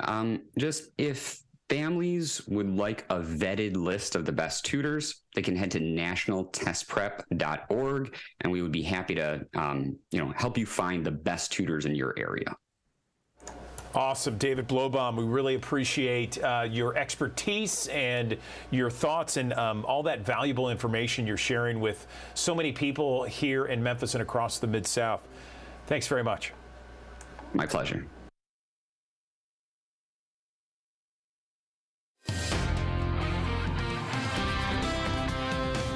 It was certainly a cold start this morning, but temperatures finally warming into the low to mid 60s by the afternoon. Still unseasonably cool out there, mostly sunny sky and a northeast breeze at about 5 to 10 miles per hour. For those of you heading to the Grizz Watch Party, it's going on at Fourth Bluff Park. That's this evening. And again, around 6 p.m. when that party begins, temperatures around 61. You'll need a jacket, though, if you're staying late, especially through the game. As temperatures fall back into the 50s, it should remain on the dry side. Let's talk about the week ahead as we go through today and tomorrow. High pressure will move off to the east. It's going to allow some showers to push in, maybe a few showers on Tuesday, but a bigger chance by Wednesday and Thursday as a system develops off to our west. This area of low pressure should enhance some of that rain as we go into Thursday. No chance of severe weather, but it's certainly going to be wet off and on later this week. Let's show you Futurecast going hour by hour. And again, this afternoon, we're looking high and dry. We'll see a few high clouds out there. Temperatures in the low to mid 60s. Clouds increase tonight, and there's those small shower chances tomorrow morning. Through to the day tomorrow, it's a very isolated amount of showers. Most areas won't see a whole lot tomorrow, but you'll see a lot more heading into Wednesday and Thursday. And through Saturday, when we could see another round of rain or maybe even a little thunder, temperatures will stay in the 60s, but rainfall totals will be 1 to 2 inches, and some areas could pick up 2 to 3, especially in North Mississippi. We'll keep you posted, as always, throughout the week on the Action News 5 First Alert Weather app. You can check the latest radar updates there for your location as we head into Tuesday, Wednesday, and again on Saturday. And those are the days for the highest chance for rain, as we'll see temperatures about 10 degrees below average over the next several days, with highs only in the 60s, lows at night in the 50s. We'll see a couple of drier days on Friday and maybe again on Sunday. Home sellers nationwide are coming off a record-breaking run that led to some of the lowest mortgage rates of all time, combined with some of the highest home prices they've ever seen. But 2023, a much different story. The U.S. housing market has been on a steady 12-month decline, resulting in some dropping home values, dramatically rising interest rates. What is the current state of real estate right now? Let's bring in Ryan Rogers. He's a real estate specialist out of Austin, Texas. He joins us on the digital desk. Ryan, give us the current state of real estate with regards to buyers and sellers. Good morning. Hi, good morning. Thanks for having me. So what I would tell them for buyers specifically is, even though rates still may be up a little bit, prices still have come down or starting to flatten. So a year ago, if you were having to overpay, especially in our market, let's say $150,000 on a specific piece of property, and even though the rate was maybe 3.5%, you're maybe paying $150,000 less for that property today, but the rate is of course higher. So it all balances out in many situations. But all across the nation, we're still seeing, decreased buyer activity, and in many markets also increased seller activity. So it's different from market to market for sure. So I'm still trying to understand exactly what, as a buyer and a seller, what you should do first and foremost if you're in the market right now. So if you're in the market right now as a buyer, I would focus on a couple of things. Is you want to get pre-approved and understand what your payment is going to be. Do that first, because that's number one, to have your ducks in a row, have your financing in order, and be ready to pull the trigger if you do have one, if you do see something that you like. I always recommend a buyer maybe go and look for a house that's been on the market for a while, maybe 30 days or 60 days, because in this market, no matter where you are, properties that have been on the market 30, 60, 90 days, you have a much better opportunity to get a better price because they've already been able to expose themselves to the marketplace and find out, are they overpriced? And so for the buyer, they can be they can be at a more advantage. It's been on the market 30, 60, 90 days. And go maybe look at those first instead of ones that have been on the market just a year or two, because it will be a more competitive situation. For sellers, my number one advice for sellers is don't price the house too high coming out of the gate. You want to price it very aggressively so that you get as many people through the property as quickly as possible. So be realistic when you set that value in today's market. Another thing that a seller needs to be aware of or ready for is if you have a good buyer with a reasonable offer, and they tend to hesitate a little bit, one thing that you can do is offer a rate buy down. So offering some closing cost assistance to maybe help them, instead of a 6.5% interest rate, maybe they can buy that rate down to maybe about 6%, let's say. And then the last thing for sellers is don't test the market by starting high and then continuing to decrease the price, because it'll get stale and it's not a good strategy. Ryan Rogers, real estate specialist out of Austin, Texas. We appreciate the points, the finer points here, and some tips out there for buyers and sellers. Thanks very much.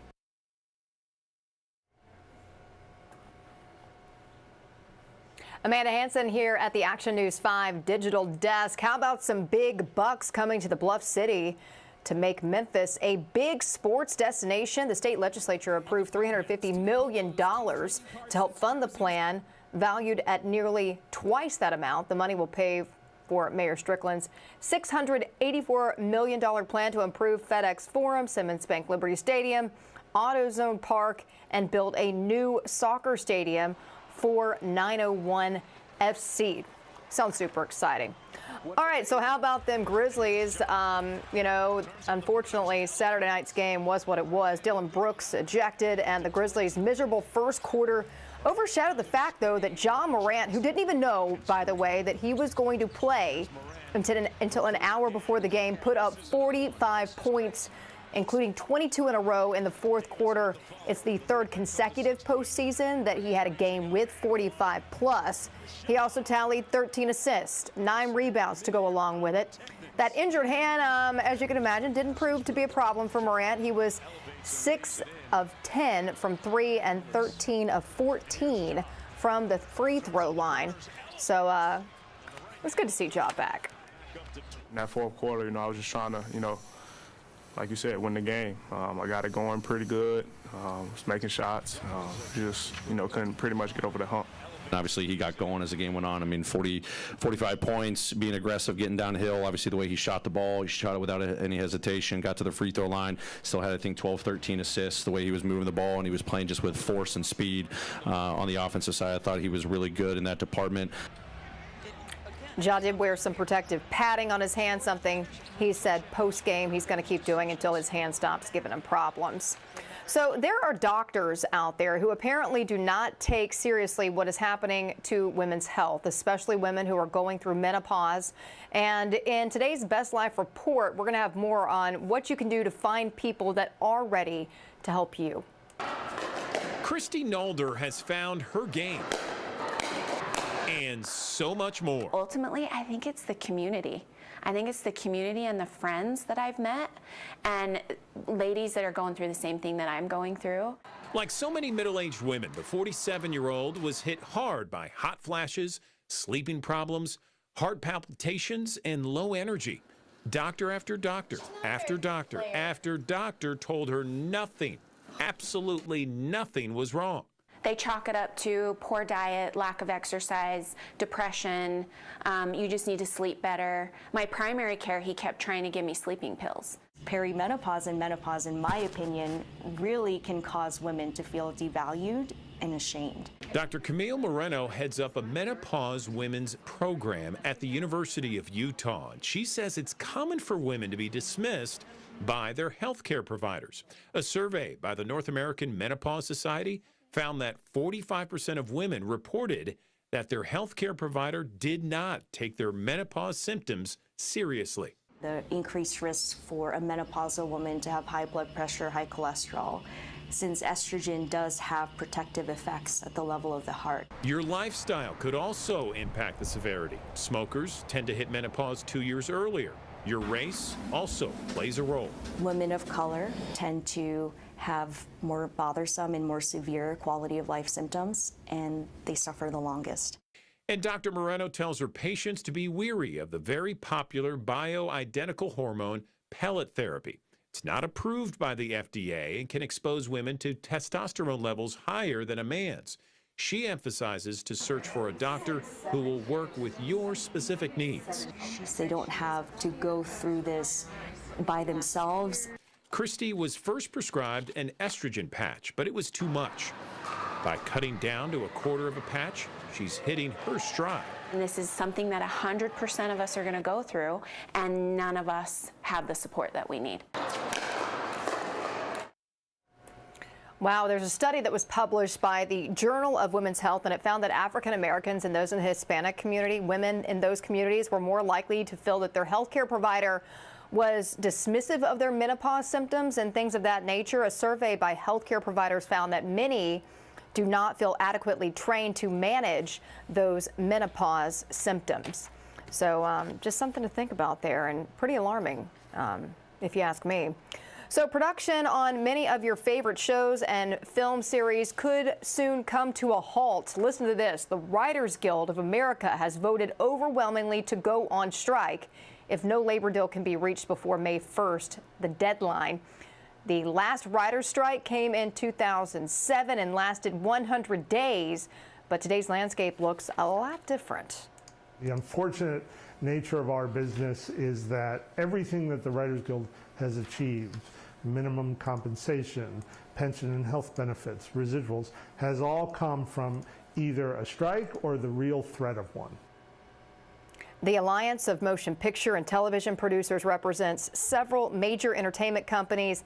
They've released a statement saying our goal is and continues to be to reach a fair and reasonable agreement.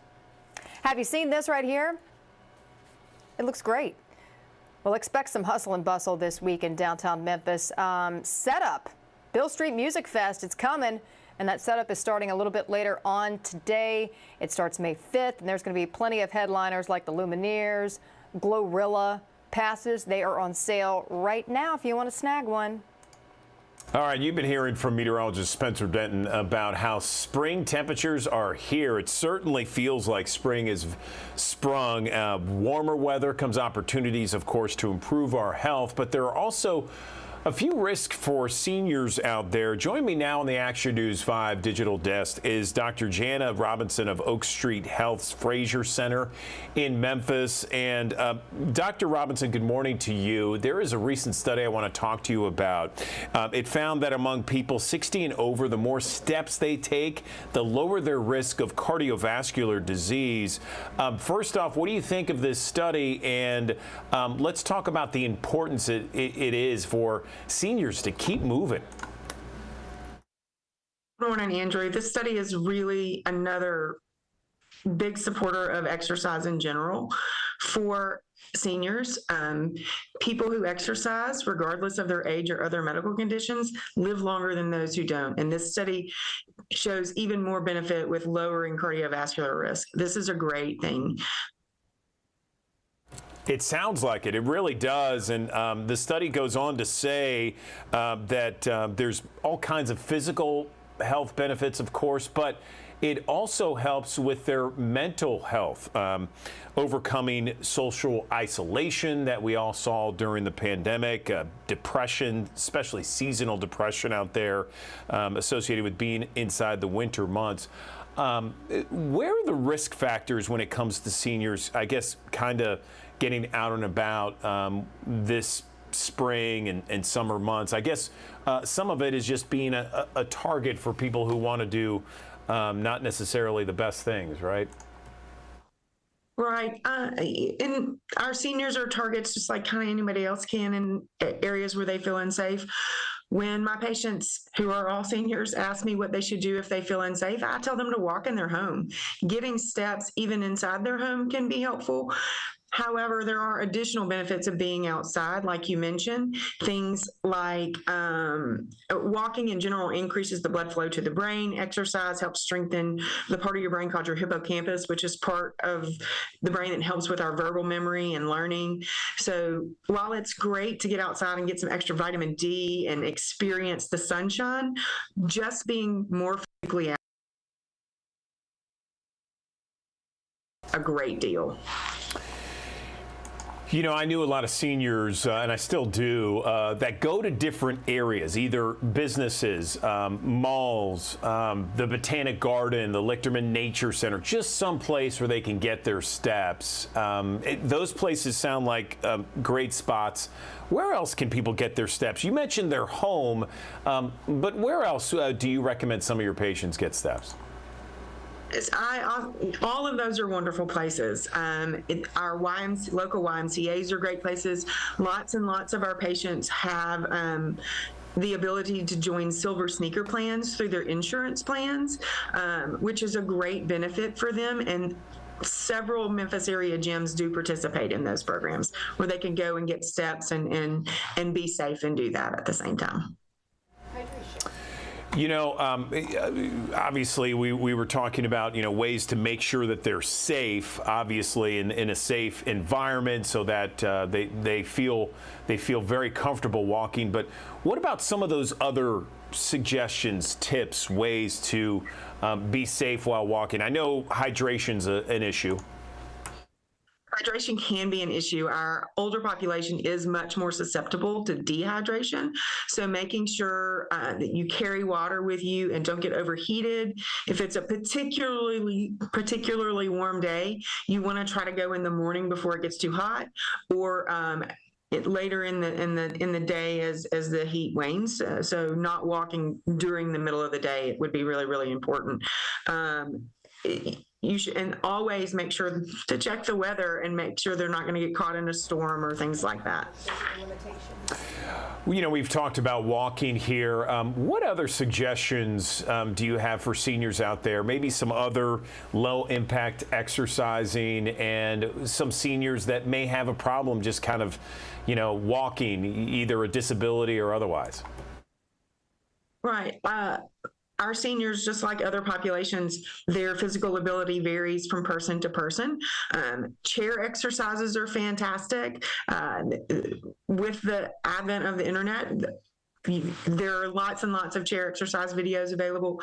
Tai Chi is another really, really great exercise that helps promote balance and is low impact, that can help folks do that. We actually have Tai Chi in some of our centers once a week. In our community rooms, which are free and open to the public. Excellent, excellent. Dr. Robinson, is there anything else you want to mention before we let you go? Thank you so much for giving me the opportunity to let everybody know how our seniors can exercise and stay safe. Also, like I said, walking around the house, if you're not in great exercise shape, try walking during your commercials. You'll get 7 minutes of exercise during a 30-minute show and 17 minutes of exercise during an hour show. Great stuff as always. Dr. Jana Robinson, Oak Street Healthcare's Fraser Center. We appreciate you coming on the digital desk to talk about ways to get the seniors moving out there, especially in the spring and summer months. Jana, appreciate it. Have a great weekend. Thank you, Andrew. Good morning, everyone. Andrew Douglas in the Action News 5 digital desk. Tax day is over. Phew, that was close, all right? So we know that we like spending money as Americans, getting the latest and greatest, and the stress of tax day is now behind us. People may be tempted to get something more, maybe splurge a little bit, but hold the phone, okay? Maybe you should budget more. Maybe you should save more. What are you going to do with this tax refund if you're lucky to get one? Let's bring in someone that's going to help us with that. Stephanie O'Connell Rodriguez, a nationally recognized financial expert and author, is here at the digital desk to really talk about maybe some better choices of how to handle that tax refund. And Stephanie, I got to ask, what do you think is the first thing that people should do if they get a refund? Good morning to you.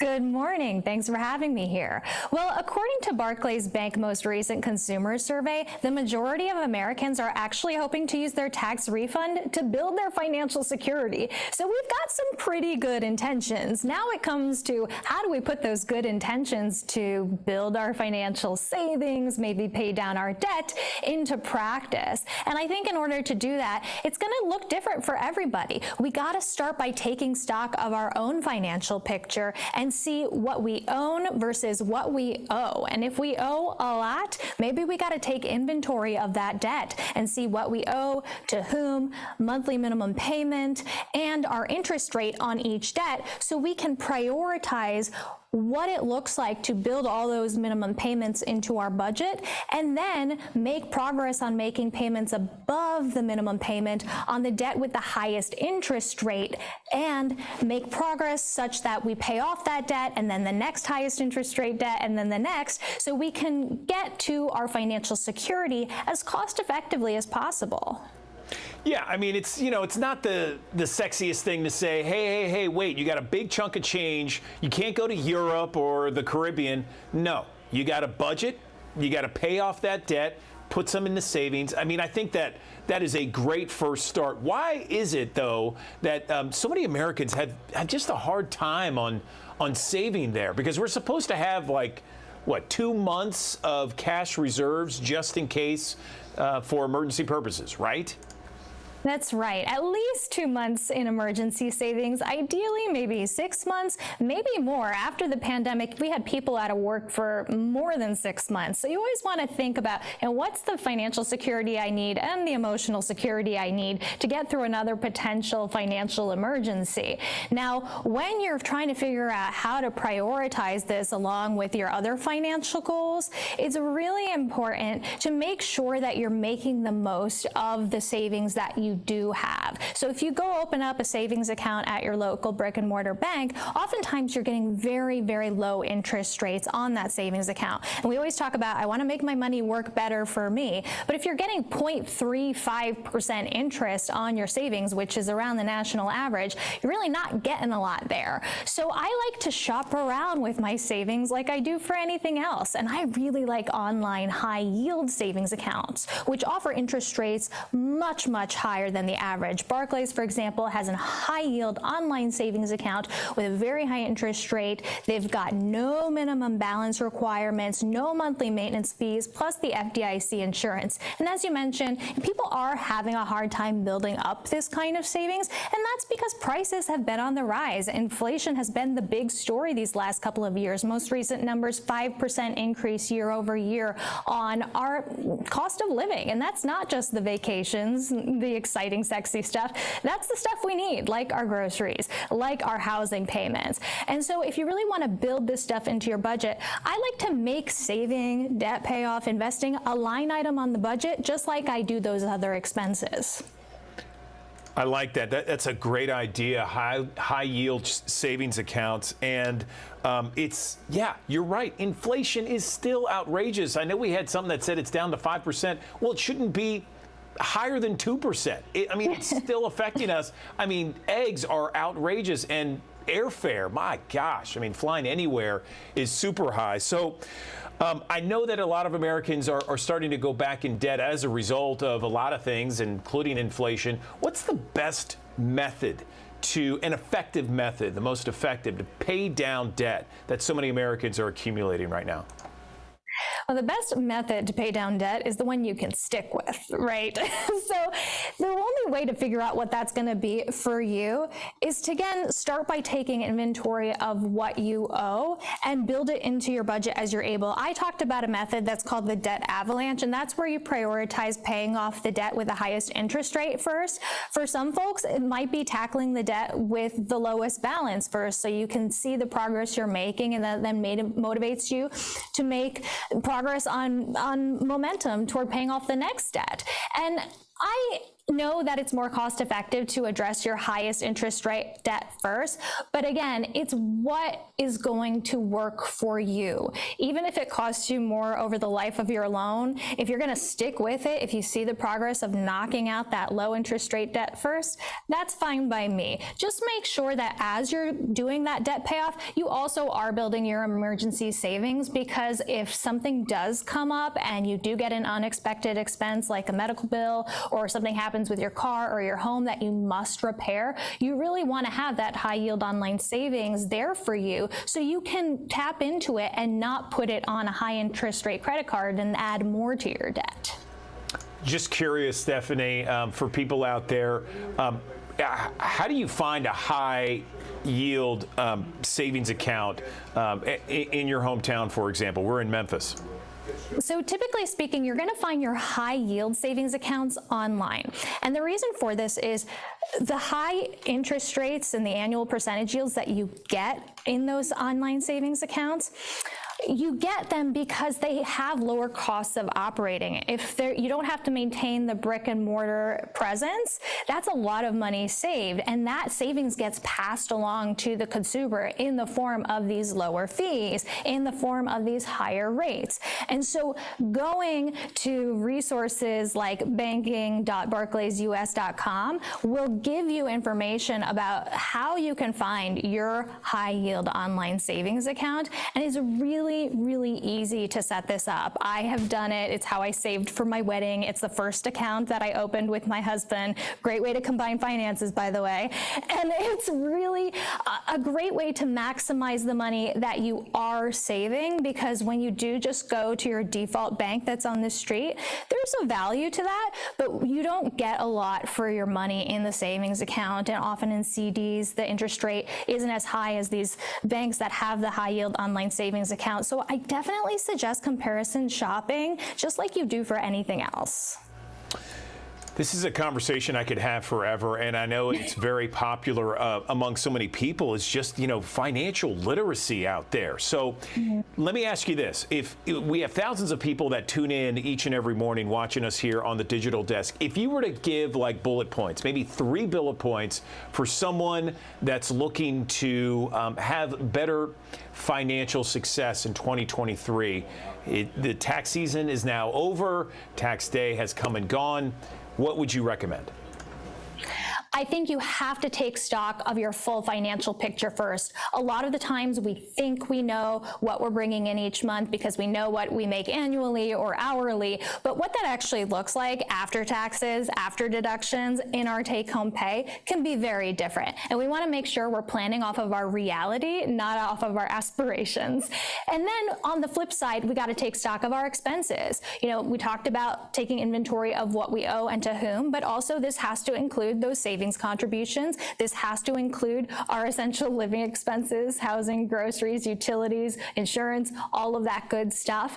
And making sure, again, we're dealing with the reality of what we're spending, not what we think we're spending, because there can be a surprising gap between the two. And I think the third piece of this is maintaining accountability. So whatever's going to work for you to keep your finances top of mind, I like to say managing my money is a practice. It's not something I do once a year on tax day, and it's not something I do when there's a crisis, because that's just reactive money management. I want to have proactive money management. And so I think a bit like, I don't go to one yoga class and say, all right, I'm done, I'm fit for life, right? It doesn't work that way. I got to go back and I got to go back, and I get better every time I do it. Same thing happens with my money. I check my money on a daily basis. You don't have to be as much of a money nerd as I am to have a good, healthy relationship with your money, but you can certainly go ahead and make checking in on your money once a week to see where it's going, tracking your budget, keeping yourself accountable, and making sure you're maximizing it with these tools like the high yield online savings, CDs, investment accounts, so that you really get your money's worth.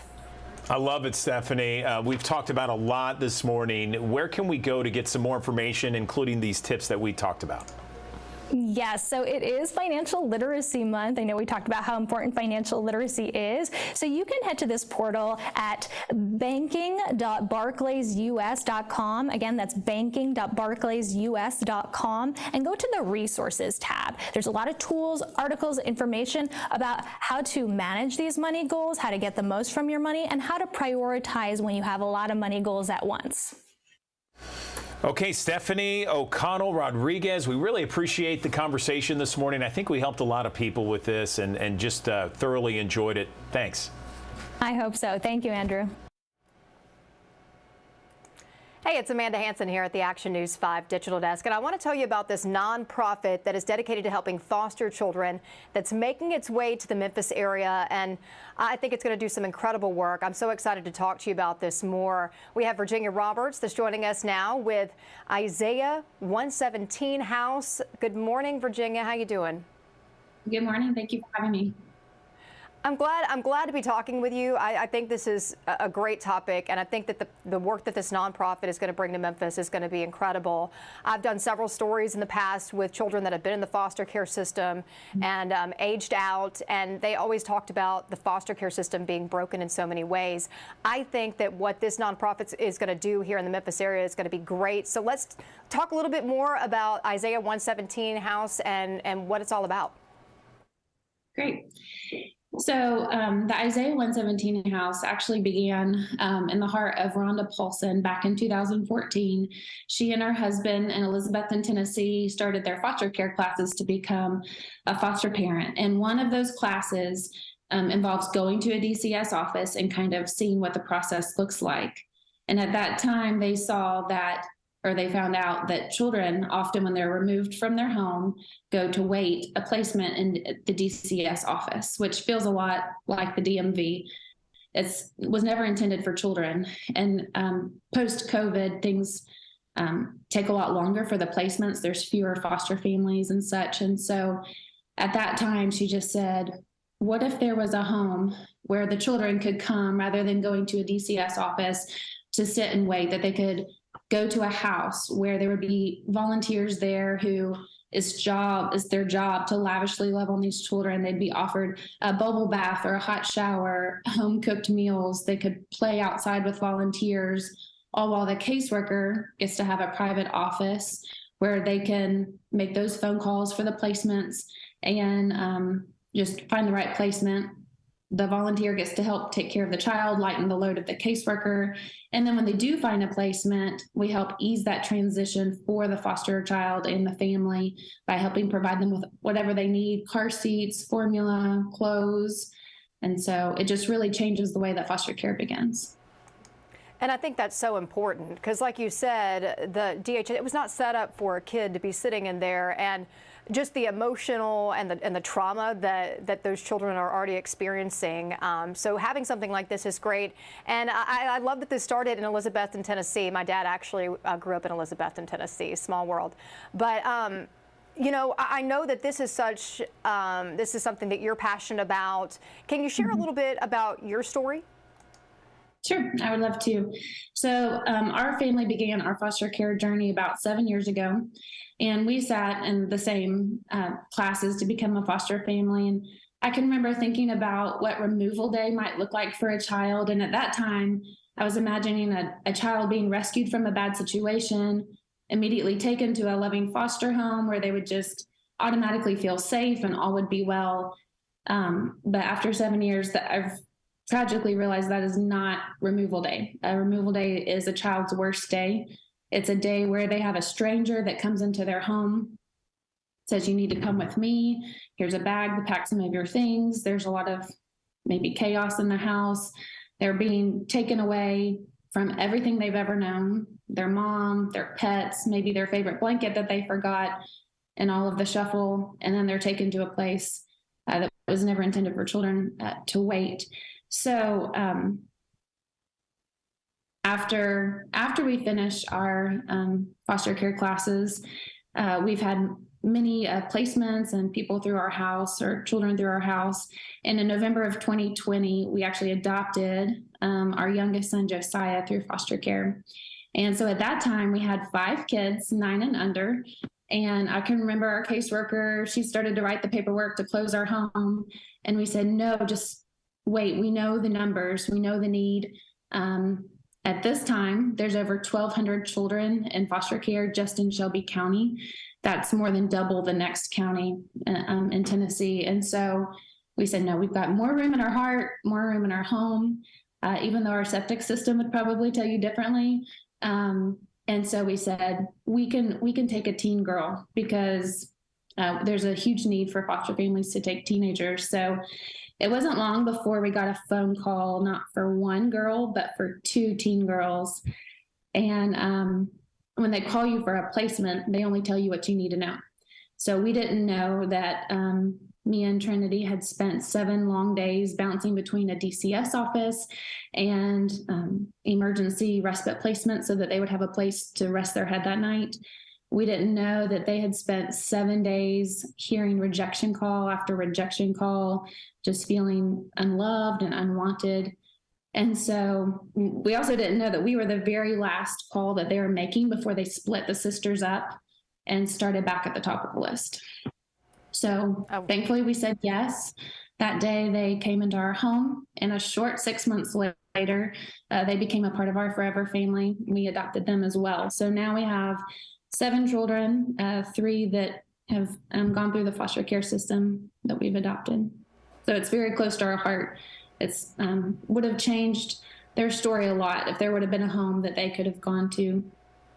Yeah, and I love that you brought in both of the sisters where they didn't have to get split up. I had a meteorologist that worked with me when I was in Jonesboro, Arkansas, and he went through the adoption process, and he was initially going to adopt 1 child, but then it was going to be separating 2 sisters, so he took in both. And so you find that happens a lot. You know, I told you I was doing stories about, you know, working with children that had aged out and they were separated from their siblings and then trying to find their siblings again. So, you know, it was great that you were able to do that. And did you always feel like that adoption and fostering was something that you were interested in doing? When my husband and I were actually dating forever ago, it was always kind of a conversation that we felt like adoption was going to be a part of our family. And then when we started to want to have a family, we were looking at private domestic adoption. We did some things through Life Choices. But then as we were having children, we kind of transitioned away from that because private adoption can be very expensive. And so that's when we kind of looked into foster care, and we were an open home with Tennessee Baptist Children's Home. And we, at that point, after we'd taken the classes, and like I said, we knew the numbers and the need, our hearts were just broken. And we said, whether this ends in adoption or not, this is what we're called to do. And I know you, at one point we talked about just trying to find those foster homes. Is there a lack of people that are being a part of that foster care system? I know you were mentioning 1,200 kids right here in Shelby County. I mean, that's just devastating to think about in itself. What message would you send to those who maybe have thought about being a foster parent and just how great this need is? Yeah, there's a huge need. They're always having the classes. It's an 8-week class called Tennessee Key. The first one is completely informational that you can just go to. There's no commitment. You can hear about what the needs are in our county and kind of what it might look like. And so I would encourage anyone, Tennessee Baptist Children's Home is always having them. And then Department of Children's Services has them, I think, every month. So if you could go on the website and check it out and just find out more, even if you're interested. And there's other ways to get involved. Not everyone's called to be a foster parent, but that is a huge need right now for sure.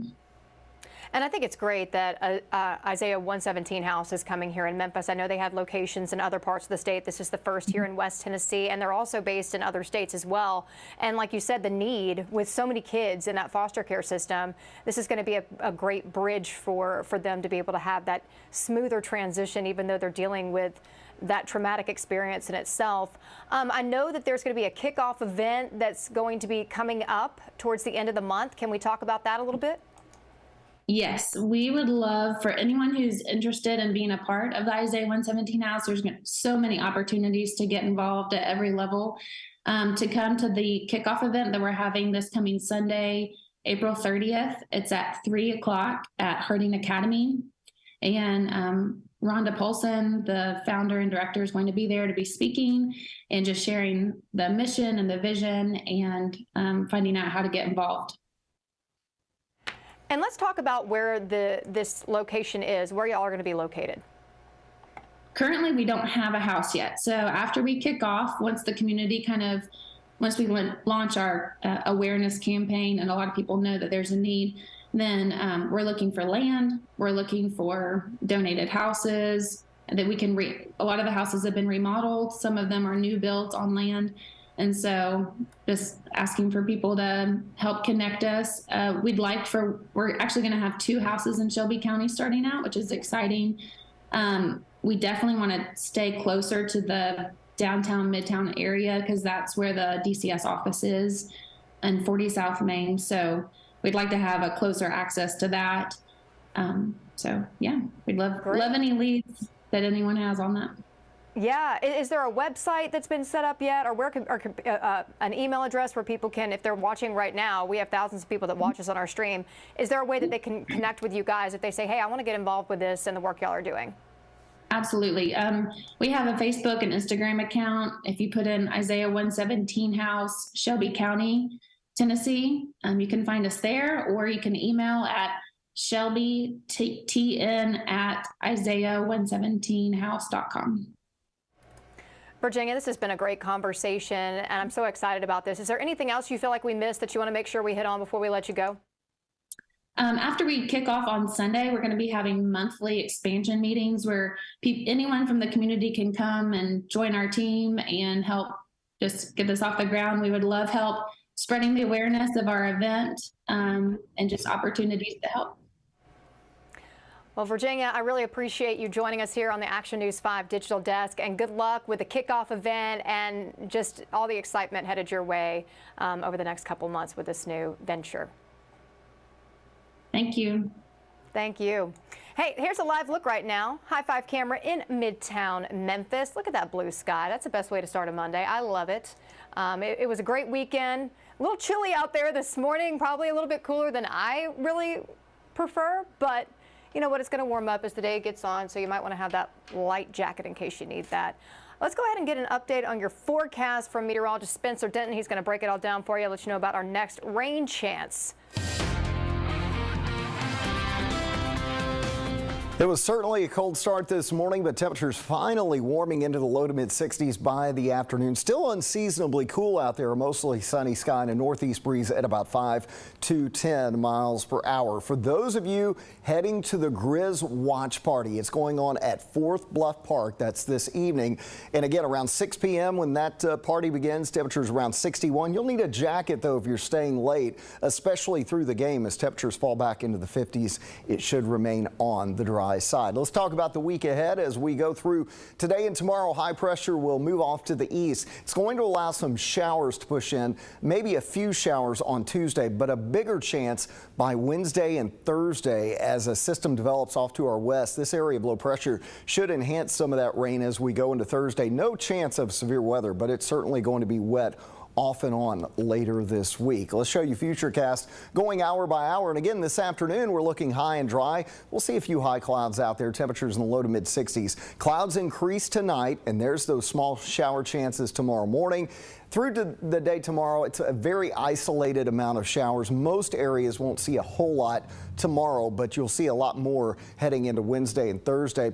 And through Saturday, when we could see another round of rain or maybe even a little thunder, temperatures will stay in the 60s, but rainfall totals will be 1 to 2 inches, and some areas could pick up 2 to 3, especially in North Mississippi. We'll keep you posted, as always, throughout the week on the Action News 5 First Alert Weather app. You can check the latest radar updates there for your location as we head into Tuesday, Wednesday, and again on Saturday. And those are the days for the highest chance for rain, as we'll see temperatures about 10 degrees below average over the next several days, with highs only in the 60s, lows at night in the 50s.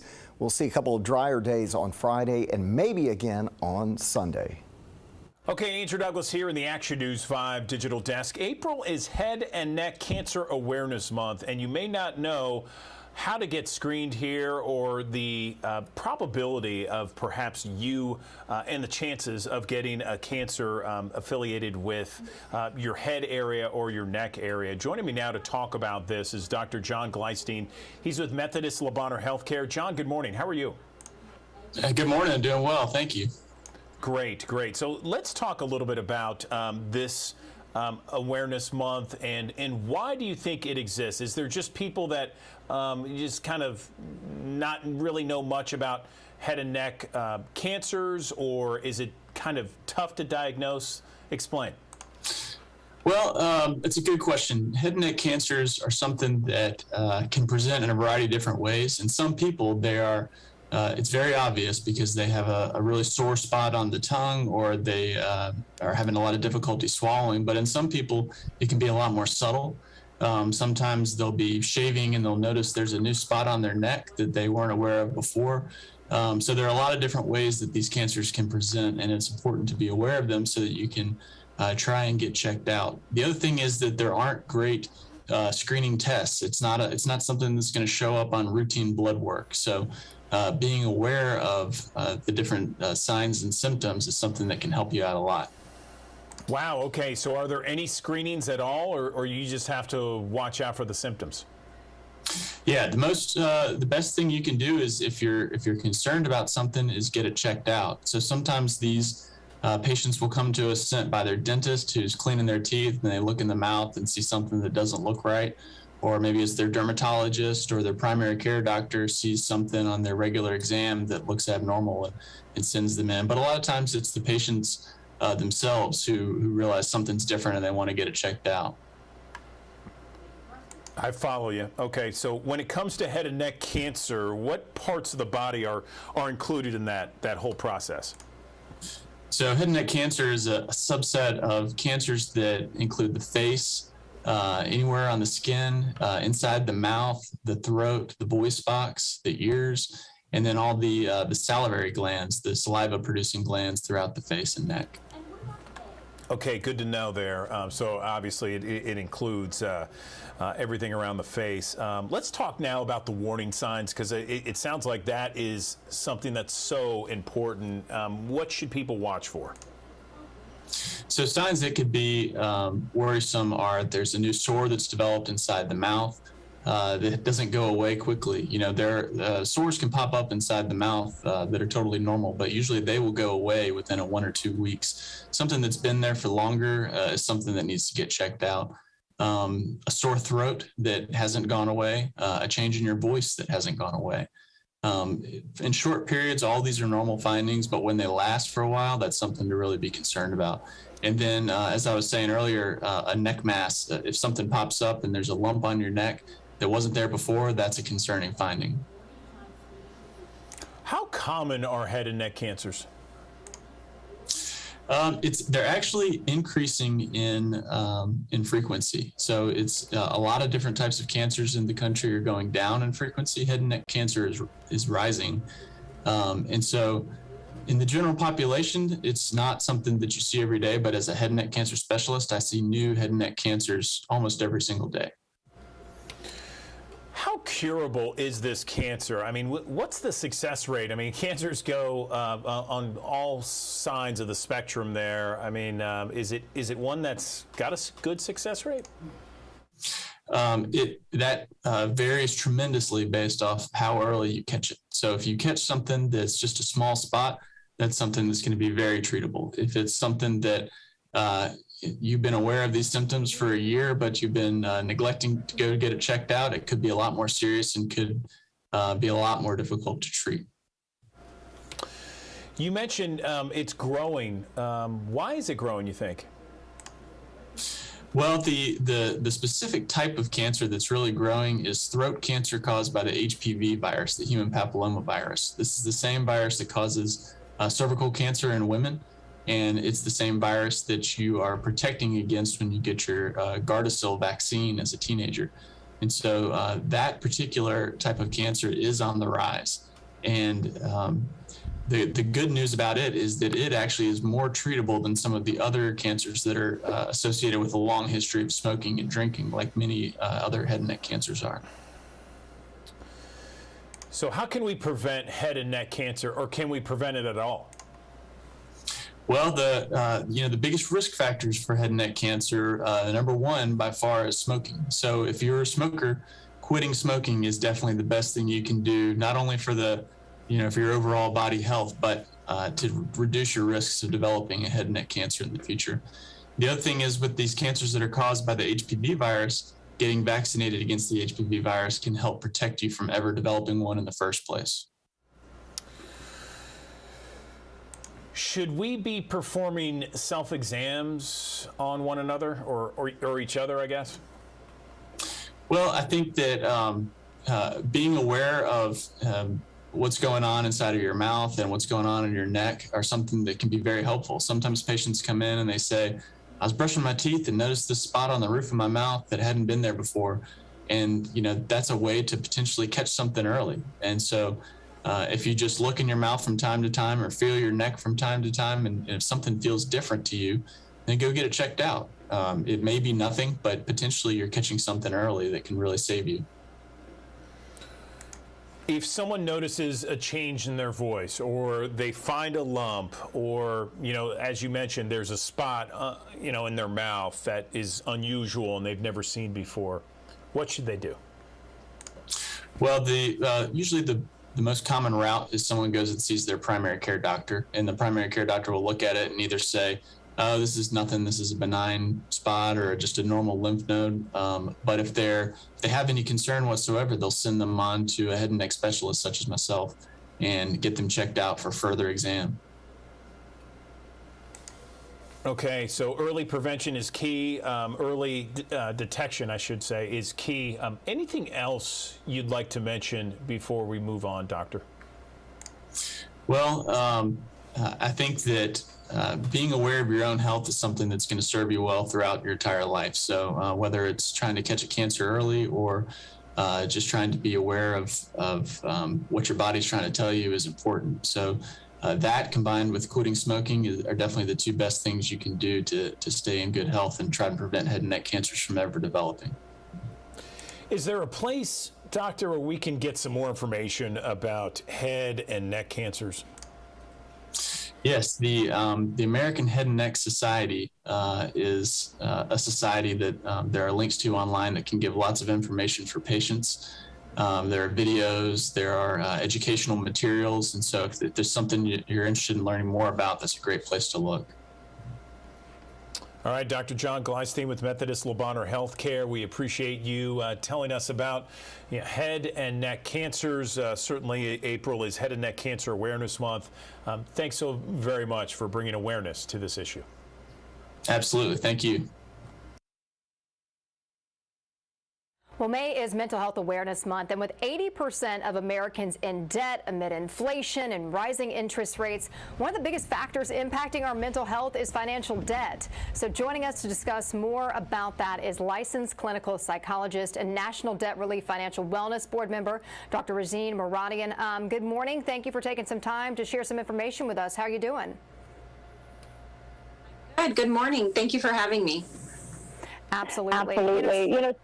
So often you hear about the financial damage that is causing debt, but no one really talks and touches on your mental health and how it's impacting that and the implications of what debt can cause. So can you talk a little bit more about the emotional toll that debt can have on people and how damaging it can be?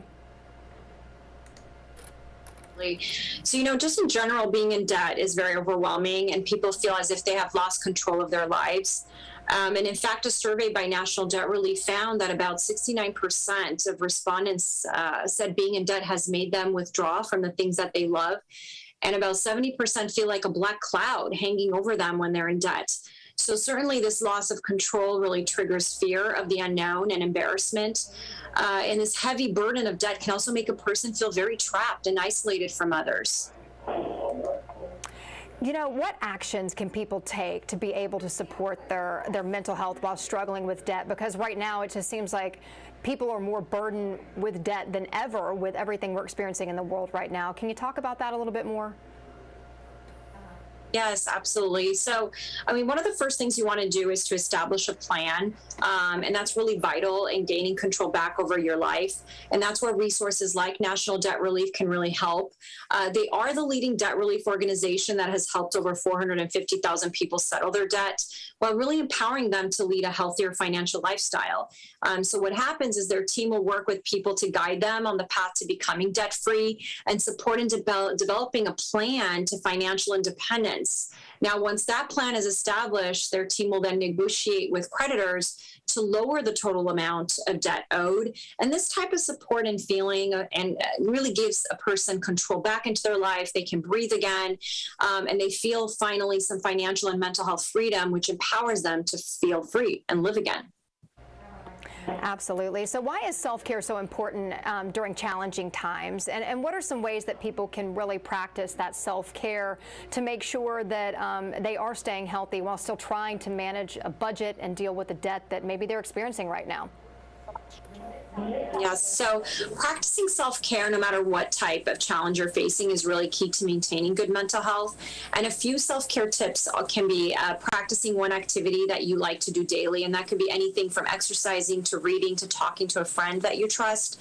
Also practicing shifting your mindset from a negative thought into a positive one. So when we talk about finances and debt, you could say to yourself, well, if you're saying I'm in debt, shifting it to a positive and saying I have a plan to get out of debt. And also one of my favorites, creating a self-care emergency kit, which you can have on handy when you need it, which can include a notepad with pen, a list of movies that you like, a stress ball, whatever you like that makes you feel good.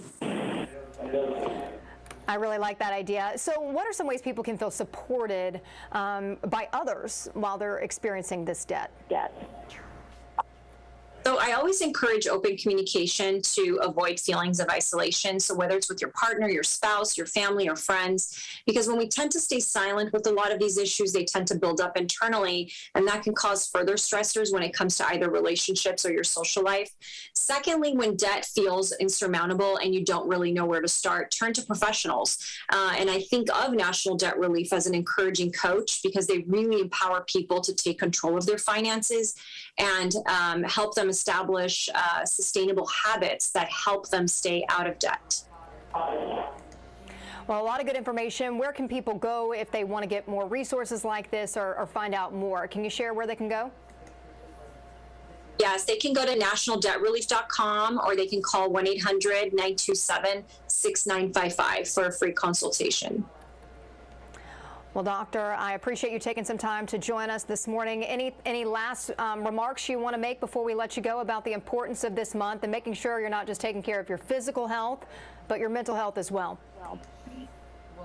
Yeah, so really important. I really want to emphasize just the self-care, maybe saying one grateful thing, and doing one thing that you love for yourself every day and taking it one day at a time.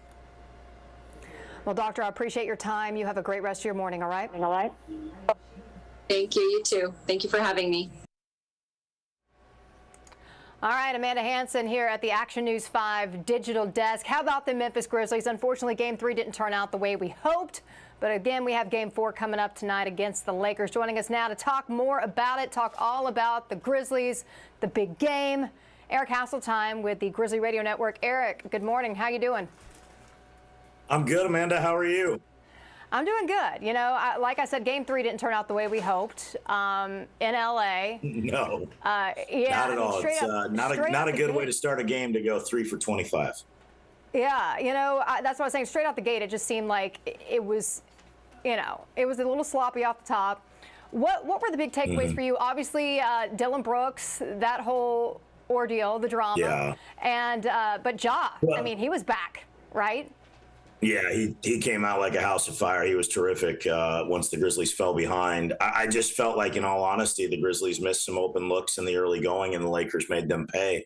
The Lakers had a great game plan from the word go. They attacked to the rim, which we hadn't seen as much of, but the first 3 possessions, they went right into the paint and right into the interior of the Grizzlies defense and got baskets and got the crowd involved early. So I just felt like at times the Grizzlies were just a shade hesitant, you know, just not quite sure of exactly what they wanted to do, maybe caught up in the air, thinking they were going to shoot, and then just a split second of indecision. Maybe I should pass, wait, I should shoot.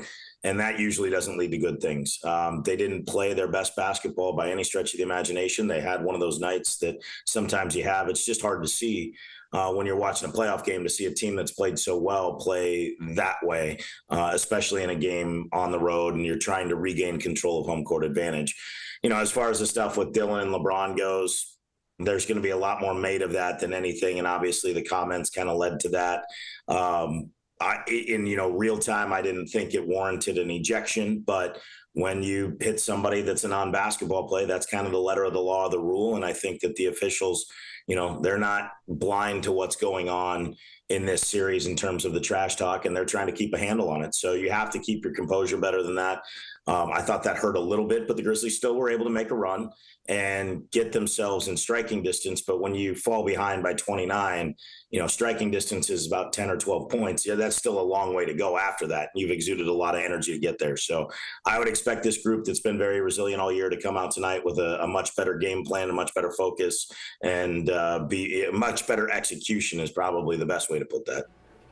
Yeah, it seemed like that whole first half is where it really kind of went downhill. Second half, they came back more put together. I mean, Ja, though, I know we didn't know until an hour before the game that he was going to be playing, and then he just was on fire. Right. I mean, like 45 points, 22 was like late in the game. So, I mean, he's impressive. I can't say enough about Ja and just the skill he brings to the court.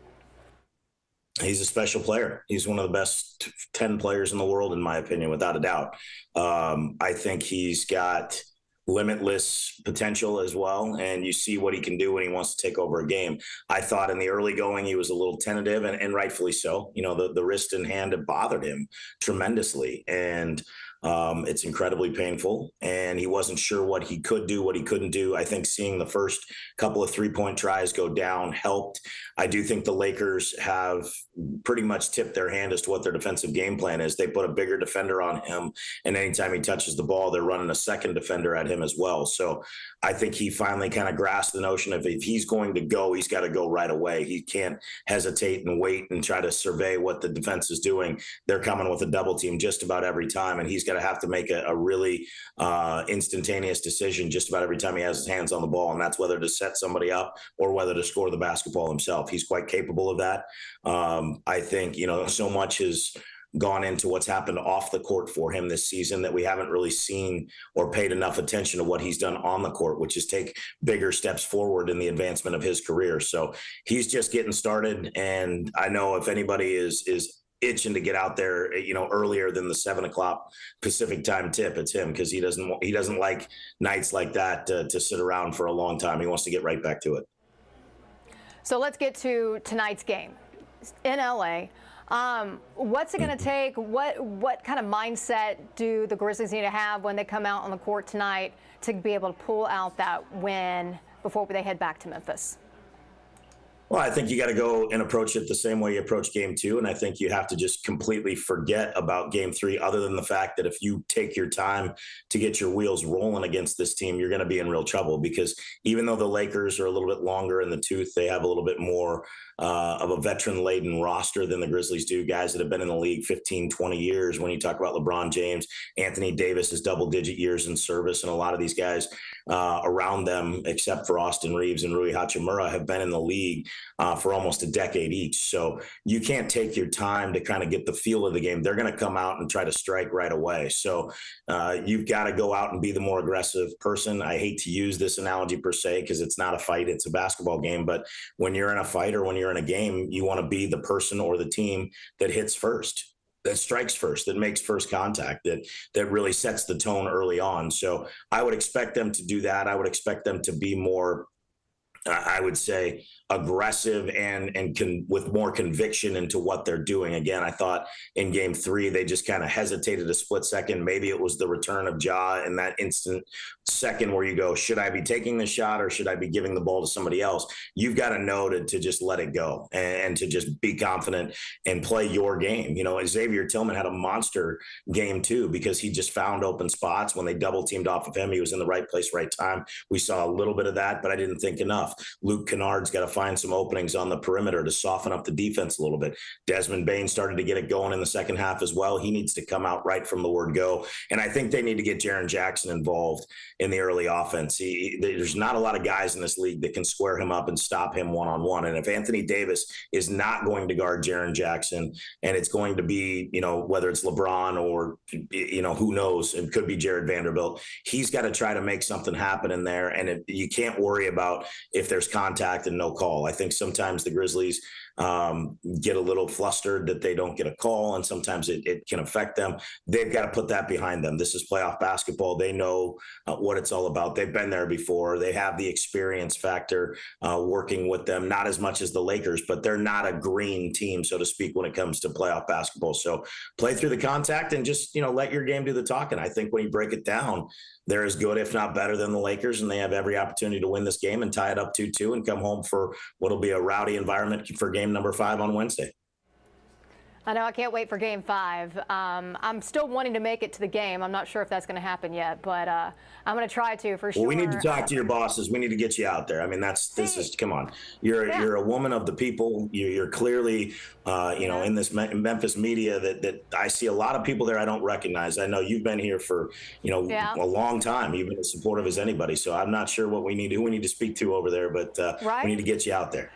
Yeah, absolutely. Memphian right here in the house. So, Eric Hasseltine, I appreciate I appreciate your time always. I enjoy talking with you, and you have a good rest of the day. And hopefully, Game 4 we can be celebrating with that win tonight. Amanda, it's always great to talk to you. Thanks for having me, and congrats on all your success. And go Grizz. Let's go get them tonight. Thanks so much. Go Grizz. I'm right there with you. Hey, live look right now. High Five camera, Midtown, Memphis. It's beautiful here in Memphis. Kind of cold out there this morning. Not something that I like to see this time of year, but hey, I'll take it. I'll take the sunshine on a Monday morning. Let's go ahead and get that breakdown on your forecast from meteorologist Spencer Denton. Plan out your week. Let you know when we're going to see that rain again. It was certainly a cold start this morning, but temperatures finally warming into the low to mid 60s by the afternoon. Still unseasonably cool out there, a mostly sunny sky and a northeast breeze at about 5 to 10 miles per hour. For those of you heading to the Grizz watch party, it's going on at Fourth Bluff Park. That's this evening. And again, around 6 p.m. when that party begins, temperatures around 61. You'll need a jacket, though, if you're staying late, especially through the game. As temperatures fall back into the 50s, it should remain on the dry side. Let's talk about the week ahead as we go through today and tomorrow. High pressure will move off to the east. It's going to allow some showers to push in, maybe a few showers on Tuesday, but a bigger chance by Wednesday and Thursday as a system develops off to our west. This area of low pressure should enhance some of that rain as we go into Thursday. No chance of severe weather, but it's certainly going to be wet off and on later this week. Let's show you Futurecast going hour by hour. And again, this afternoon, we're looking high and dry. We'll see a few high clouds out there, temperatures in the low to mid 60s. Clouds increase tonight, and there's those small shower chances tomorrow morning. Through to the day tomorrow, it's a very isolated amount of showers. Most areas won't see a whole lot tomorrow, but you'll see a lot more heading into Wednesday and Thursday. And through Saturday, when we could see another round of rain or maybe even a little thunder, temperatures will stay in the 60s, but rainfall totals will be 1 to 2 inches, and some areas could pick up 2 to 3, especially in North Mississippi. We'll keep you posted, as always, throughout the week on the Action News 5 First Alert Weather app. You can check the latest radar updates there for your location as we head into Tuesday, Wednesday, and again on Saturday. And those are the days for the highest chance for rain, as we'll see temperatures about 10 degrees below average over the next several days, with highs only in the 60s, lows at night in the 50s. We'll see a couple of drier days on Friday and maybe again on Sunday. Okay, back here in the Action News 5 digital desk, we did a story earlier talking about teachers' pay in Tennessee, and both the state Senate and the state House passed a bill that would make it at least $50,000, and that would be filled in over the next 3 school years. Let's talk a little bit about that teachers' pay and what that means with the National Education Association president, Becky Pringle. She is the president, and she joins us now on the digital desk. Tell us about teachers' pay and this new law that goes into effect that's boosting teachers' pay in Tennessee. Good morning. Good morning. It's good to be with you.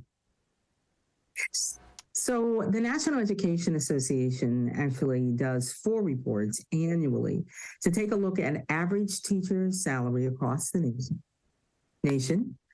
They take a look at the starting salary of teachers across the nation, and then knowing the important role that our support staff plays in the education of our students. They took a look at the education support staff salary, and they take a look at the higher education faculty and staff salaries. We produce these reports annually because we want to make sure that as decision makers are making decisions about budgets and policies, that they have information about where their state and locality ranks in terms of teacher and support staff and higher education salary. What we know is that across the board, even though we've seen slight increases in our teacher salaries and support staff salaries, that they have not kept up with inflation. That over these last 10 years, in fact, they have gone down 6.4%. When we take a look at starting salaries, comparing this year to 2008, our teachers' starting salaries have dropped $5,000 when we account for inflation. And then when we take a look at our support staff, 40% of them, 40%, earn less than $25,000. That is not enough money for them to support their families. And in fact, many of their own children qualify for free and reduced lunch. That is not okay. And we know that this is just making worse what is already true, that we have an educator shortage in this country.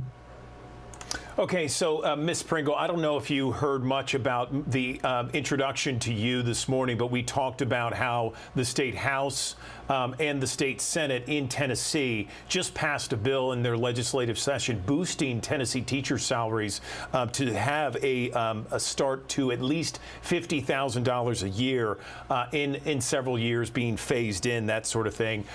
So I want to get your reaction to this. I mean, I would think this would be a good start for teachers across the state of Tennessee. It's always a good start to raise starting salaries. A couple of things that we want to focus on, not only starting salaries, but we have to focus on salaries of educators throughout their profession, because if we raise the starting salaries, we may be able to attract more educators into the profession. But what happens is if they stagnate and don't keep up with inflation, that we then lose them. We don't retain those educators, because when those young people decide they're ready to start a family or buy a house, they find, or are living under crushing student loan debt, they find that they cannot do that, and then they leave the profession. And so we have to address it across the board. We also heard from teachers. I certainly have talked with our teachers there in Tennessee, that in addition to salaries, they actually have to address the issue of respect. And for our educators, for them, respect looks like professional pay. It also looks like them having the professional authority and autonomy to make good teaching and learning decisions for their students. It also looks like, as a collective group, they have the ability through organized voices to advocate on behalf of their students and on behalf of their colleagues. And so those are some of the issues that are very troubling in Tennessee and that we are focused on, so that we not only raise salaries, good start, but that we have the ability to continue to pay our educators what they need and they deserve, so they stay in the profession, and we're able to address the needs of our students through our collective voice. Ms. Pringle, you mentioned inflation several times, and it's been well documented that our sky-high inflation, some of the highest we've seen in 40 years, is a problem. And it's not just teachers. I mean, it's across the board. It's my industry. It's other industries. And I don't think anyone forecasted salaries or rather inflation to be that high. And I know that there are a lot of industries that just haven't been able to compete with inflation right now. They're trying. And certainly they're trying to reassess kind of where, the salary should be with regards to the inflation that we're dealing with, which again is sky high. I'm trying to figure out like what is the best median, because it's, you know, it's we all have that wish list of what needs to be addressed, but then again, it's like we got to come to a compromise and figure things out. We have the teachers' salaries that have been raised in Tennessee, but where can we find common ground with everybody? We know that in America, our public schools are the foundation of this democracy. And we know the important role that they play in the education of our students and their ability to go on to college and career and to be the leaders of a just society we want them to be. They can be healthy and happy, and they can have careers that not only fulfill them, but also that help them to take care of their own families. So we understand the important role that public education plays in our society, and therefore we understand the important role that educators play. And so when we think about priorities, we know that addressing the educator shortage in this country absolutely must be a priority, because when we say every student needs and deserves the resources and support so they can live and they can grow and thrive, we have to actually mean every. For decades, we have disinvested in our public schools. That necessarily means that our educators' salaries have been impacted for years. So inflation today is not just impacting those educators today, but it has been impacting them for a long, long time. This society, Tennessee and states across this country, must address this issue. I've called it a 5-alarm crisis. That's what it is. Our students deserve better. Okay, the president of the National Education Association, Becky Pringle, we really appreciate you joining us on the Digital Desk. Thank you. Thank you. Good morning. Today, or this week, we are smack dab in the middle of National Infertility Awareness Week. And joining us now to talk more about it is our friend Molly Walker. She is president of the Tennessee Fertility Advocates. And Molly, this is a topic that's near and dear to your heart, and it affects a lot more people than I think the general public realizes, right? Hey, Andrew, thank you so much for having me on. Yes, it does. It actually affects 1 in 8 couples with infertility, and 1 in 5 women are going to experience, unfortunately, this awful disease that is classified by the CDC as a disease. So you have been very public about this, and I think most people out there, I mean, I know several couples who have really struggled with infertility, and I know this hits home for you. Briefly tell me about your experience as much as you want, and then your job as president of the Tennessee Fertility Advocates, and what you are hoping this week. What comes out of something like this? Gladly. I'm happy to share my story. I spent many years, unfortunately, dealing with infertility, and I was embarrassed. I felt a lot of shame, and it was just something that I didn't talk about. And I kind of just got to a point mentally where I was just over that, right? I knew that we had to actually speak up and voice what we're going through, because so many people are actually experiencing the same thing, and there's nothing worse than feeling this alone. So I personally just experienced our 3rd miscarriage, and it has been very difficult, but throughout all of this, and also years of trying to get pregnant, we do have 2 beautiful children, but the road to get there wasn't easy. And I always like to say, the co-founder, Lauren Brown, and I, we just give our pain a purpose. So we started Tennessee Fertility Advocates to help raise awareness for those going through infertility and be a community. This week it's like the Super Bowl of infertility, honestly, if you could say that. But This week is National Infertility Awareness Week, started by Resolve, which is a nonprofit raising awareness for infertility. And it's a place just to give people the ability to speak up and empower them to change the narrative around this awful disease, and also just empower them to ask their employers, ask their legislators, speak up about the need for infertility coverage, because that can make such a difference in the lives of so many who are going through this awful, awful burden. I love seeing you and your beautiful family online. God bless you and everything that you're doing to bring awareness out there. Is that the primary goal, Molly, is to get insurance companies to cover the need for infertility during this week? Is that kind of one of the main goals? Yeah, absolutely. You know, the first one is just to, again, have that community and just raise awareness and advocate for the need for infertility coverage. And so whether that looks like going to HR at your employer, sharing your story, which is a very vulnerable spot to be in. I know, because I've been there. I'm in that season. I get it. But again, it just takes the power of one person speaking up. I believe a recent study said 65% of employers added coverage because their employees came to them and said, hey, I'm struggling with this.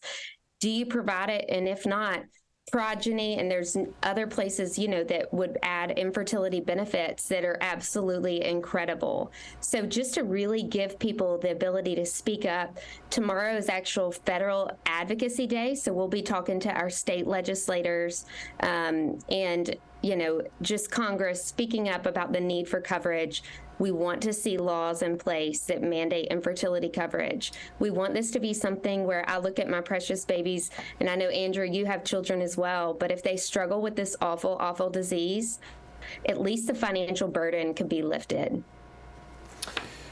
Agreed, Molly. You mentioned at the top of our interview, 1 in 8 couples struggle with some sort of infertility. And I know that there's a lot of rumors out there or a lot of speculation as to why that is. Has the Tennessee Fertility Advocates really kind of said anything concrete as perhaps the reason why there's so much infertility these days?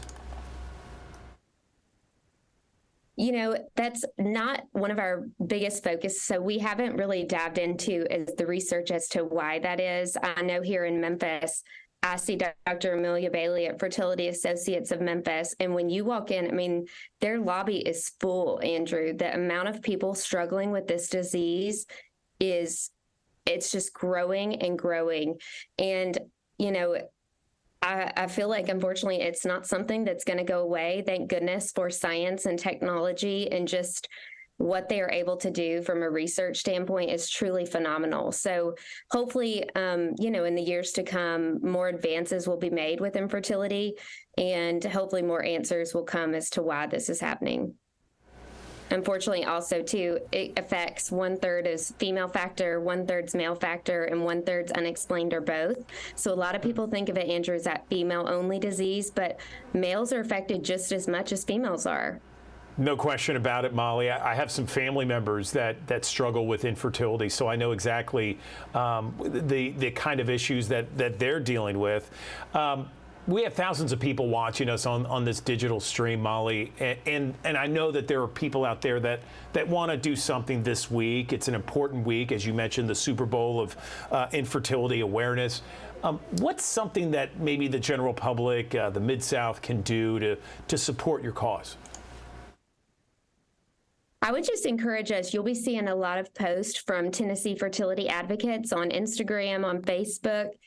Perhaps share those. Honestly, just sharing it, letting people know that there is a group, there is resources. You could go to resolve.org for a whole bunch of information around each day. There's kind of a specific challenge, if you will, on sharing your story, asking for legislative support, asking for employers to get on board with this. And hopefully my prayer is that years to come, that this will be something that is covered, and we won't even know what it's like to have to go through these financial burdens. But just honestly go into tnfertilityadvocates.com, go into our social media page. We will have tons of resources that people can just check out and share, because you just never know who sees it who might be saying, oh my goodness, I'm going through that too. Like, it's just so great to not be alone. We also just did a video yesterday, and I posted it on tips for talking to your employer about the need for coverage. So go there, share that. I mean, those are some really great resources that we hope will help engage and empower people with this conversation. Well, you're helping so many right now just having this conversation. We appreciate you and all the team there at Tennessee Fertility Advocates. Thanks again for sharing your story and what this week means to you and the organization, and all the best, not only this week, but throughout the year, Molly. Thanks. Thank you.